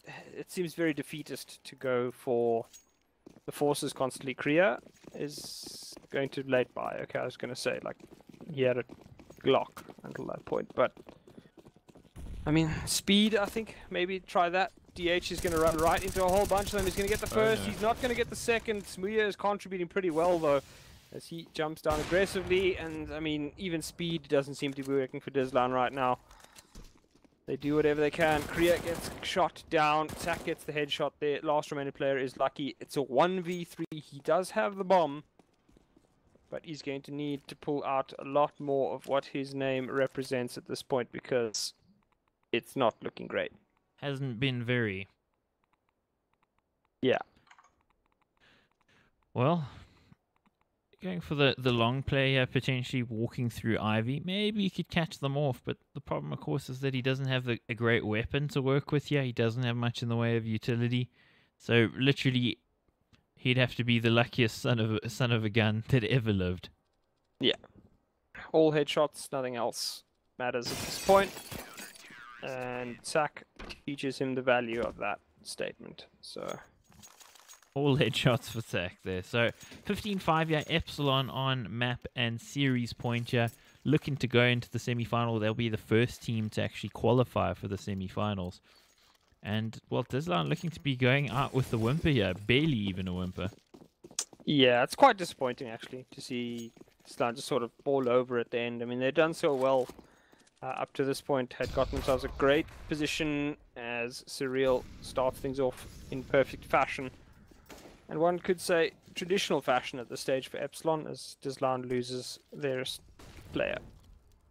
Yeah, you were saying as you know, dizLown have had such a good season, you'd kind of expect them to be in a better position in this game, but taking pain, and as I say that, maybe there is some life left in the corpse after all. It's being reanimated as we speak. Yeah. Dr. Frankenstein's monster potentially has arisen. Do they have enough electricity? Sak has spotted a player, and just like that, somebody drives a bolt into its skull. Indeed, and that's Adlane that goes down, and he's one of those players I think that have been the difference maker so far for in other games for dizLown, and yeah, he's just not been nearly as much of a force. Smooth has been irrepressible. Jinx, the last man alive. 3v1, and they know exactly where he is. They don't need to chase him too much here. They've got the angle on him. DH, well, he's going for the fight with a pistol. That might give just the sniff of a chance here for Jinx. That it might. Flash has come out. He's going to smoke it off, but I mean, still a very difficult angle for him to hold here. Oh, timing. That'll be that. Sak cleans it up. dizLown fall at the final hurdle and fall pretty easily, it must be said. So very, very well played there by the boys from Epsilon. A clean 2-1 in the end, and a very, very dominant win on Train to end the night. Absolutely dominant out of them, as you said, and very disappointed in how I saw things going there for dizLown, again, considering the season they've had, considering how good they've been on Train throughout the season. But Epsilon had their tails up and they were looking confident. Yeah, and Epsilon came to play. Just didn't feel like dizLown had anybody really available to them that could match Smuya, to say the least. And on the third map, Smuya took a back seat. The rest of the team pitched up, and just nothing available to the French. Indeed, it's interesting to see that actually Smuya, still despite us saying he took a back seat, managed to still drop Frag by 1 with a 95 ADR. So, considering it was a somewhat abbreviated third map anyway, it only went to 21 rounds. It probably would have been odds on for the 30 bomb anyway. Yeah, I mean, there's a lot about how good the young kid is, so he's not too shabby at all. Not too shabby at all, and certainly a player to watch in the future. Absolutely. Well, hopefully next season we'll see a little bit more out of dizLown. They definitely need to work on their pistol rounds. They've struggled in those instances and not taking a single one in the series. So hope to see more out of them next season. Epsilon live to fight another day after coming in as the 31st seed. There's only 32 teams in the playoff brackets. They made it all the way into the semifinals. Yeah, and they will be playing up against the winner of the Imperial or Euronics, who will be playing on Thursday night, and we will be doing that game as well, ladies and gents. Indeed, we shall be covering that game. We've covered both of those teams at least a couple times this season, so should be an exciting game. I think it could be a close one. And if you want more CSGO action tomorrow night, there'll also be the Valkyrie Challenge. You can catch it on Medal State, twitch.tv/Medal State. Their competition going down, Anthrax and GMAX casting there. Or you can come over here and watch the semi-final in South African ESEA between Sinister 5 and who the hell is the other team? I can't remember. Sinister 5 and Goliath. No, that's not Goliath. No, it's not Goliath. I forget now. I've got it so mixed up in my head. The other semi-final is Goliath versus Energy. This one is Sinister 5 versus who? I can't remember. Sinister 5 versus Ecstasy. There we go, because it's such an unlikely name. You just don't expect XTC to be at this stage of the competition, considering the struggles that they've had in the last couple of years, and with the lineup that I think a lot of people wouldn't have thought would be doing nearly as well as it has. So I'm glad to see XTC back at the top. Yeah, will be great. I think it's also great to see that Sinister 5 continues their run and causing quite a few, red faces and some heavy damage, to be honest. They are looking pretty damn solid with those young guns. Heck, I think they could win the whole tournament, man. Like, I don't feel like Goliath have shown their best lately. Goliath or Energy in the final? I don't know. I mean, Energy also lost to Goliath earlier in the season, so I have my doubts about both of those teams at this stage. They're not as good as they should be. Yeah, they're not as good as they should be at all. But, I mean, that's a story for another day. Indeed. Thank you, guys. Tonight is completed. Yeah, indeed. Thanks for joining us. We'll catch you on the flip side tomorrow for another ESEA semi-final from South Africa. Cheers. Cheers.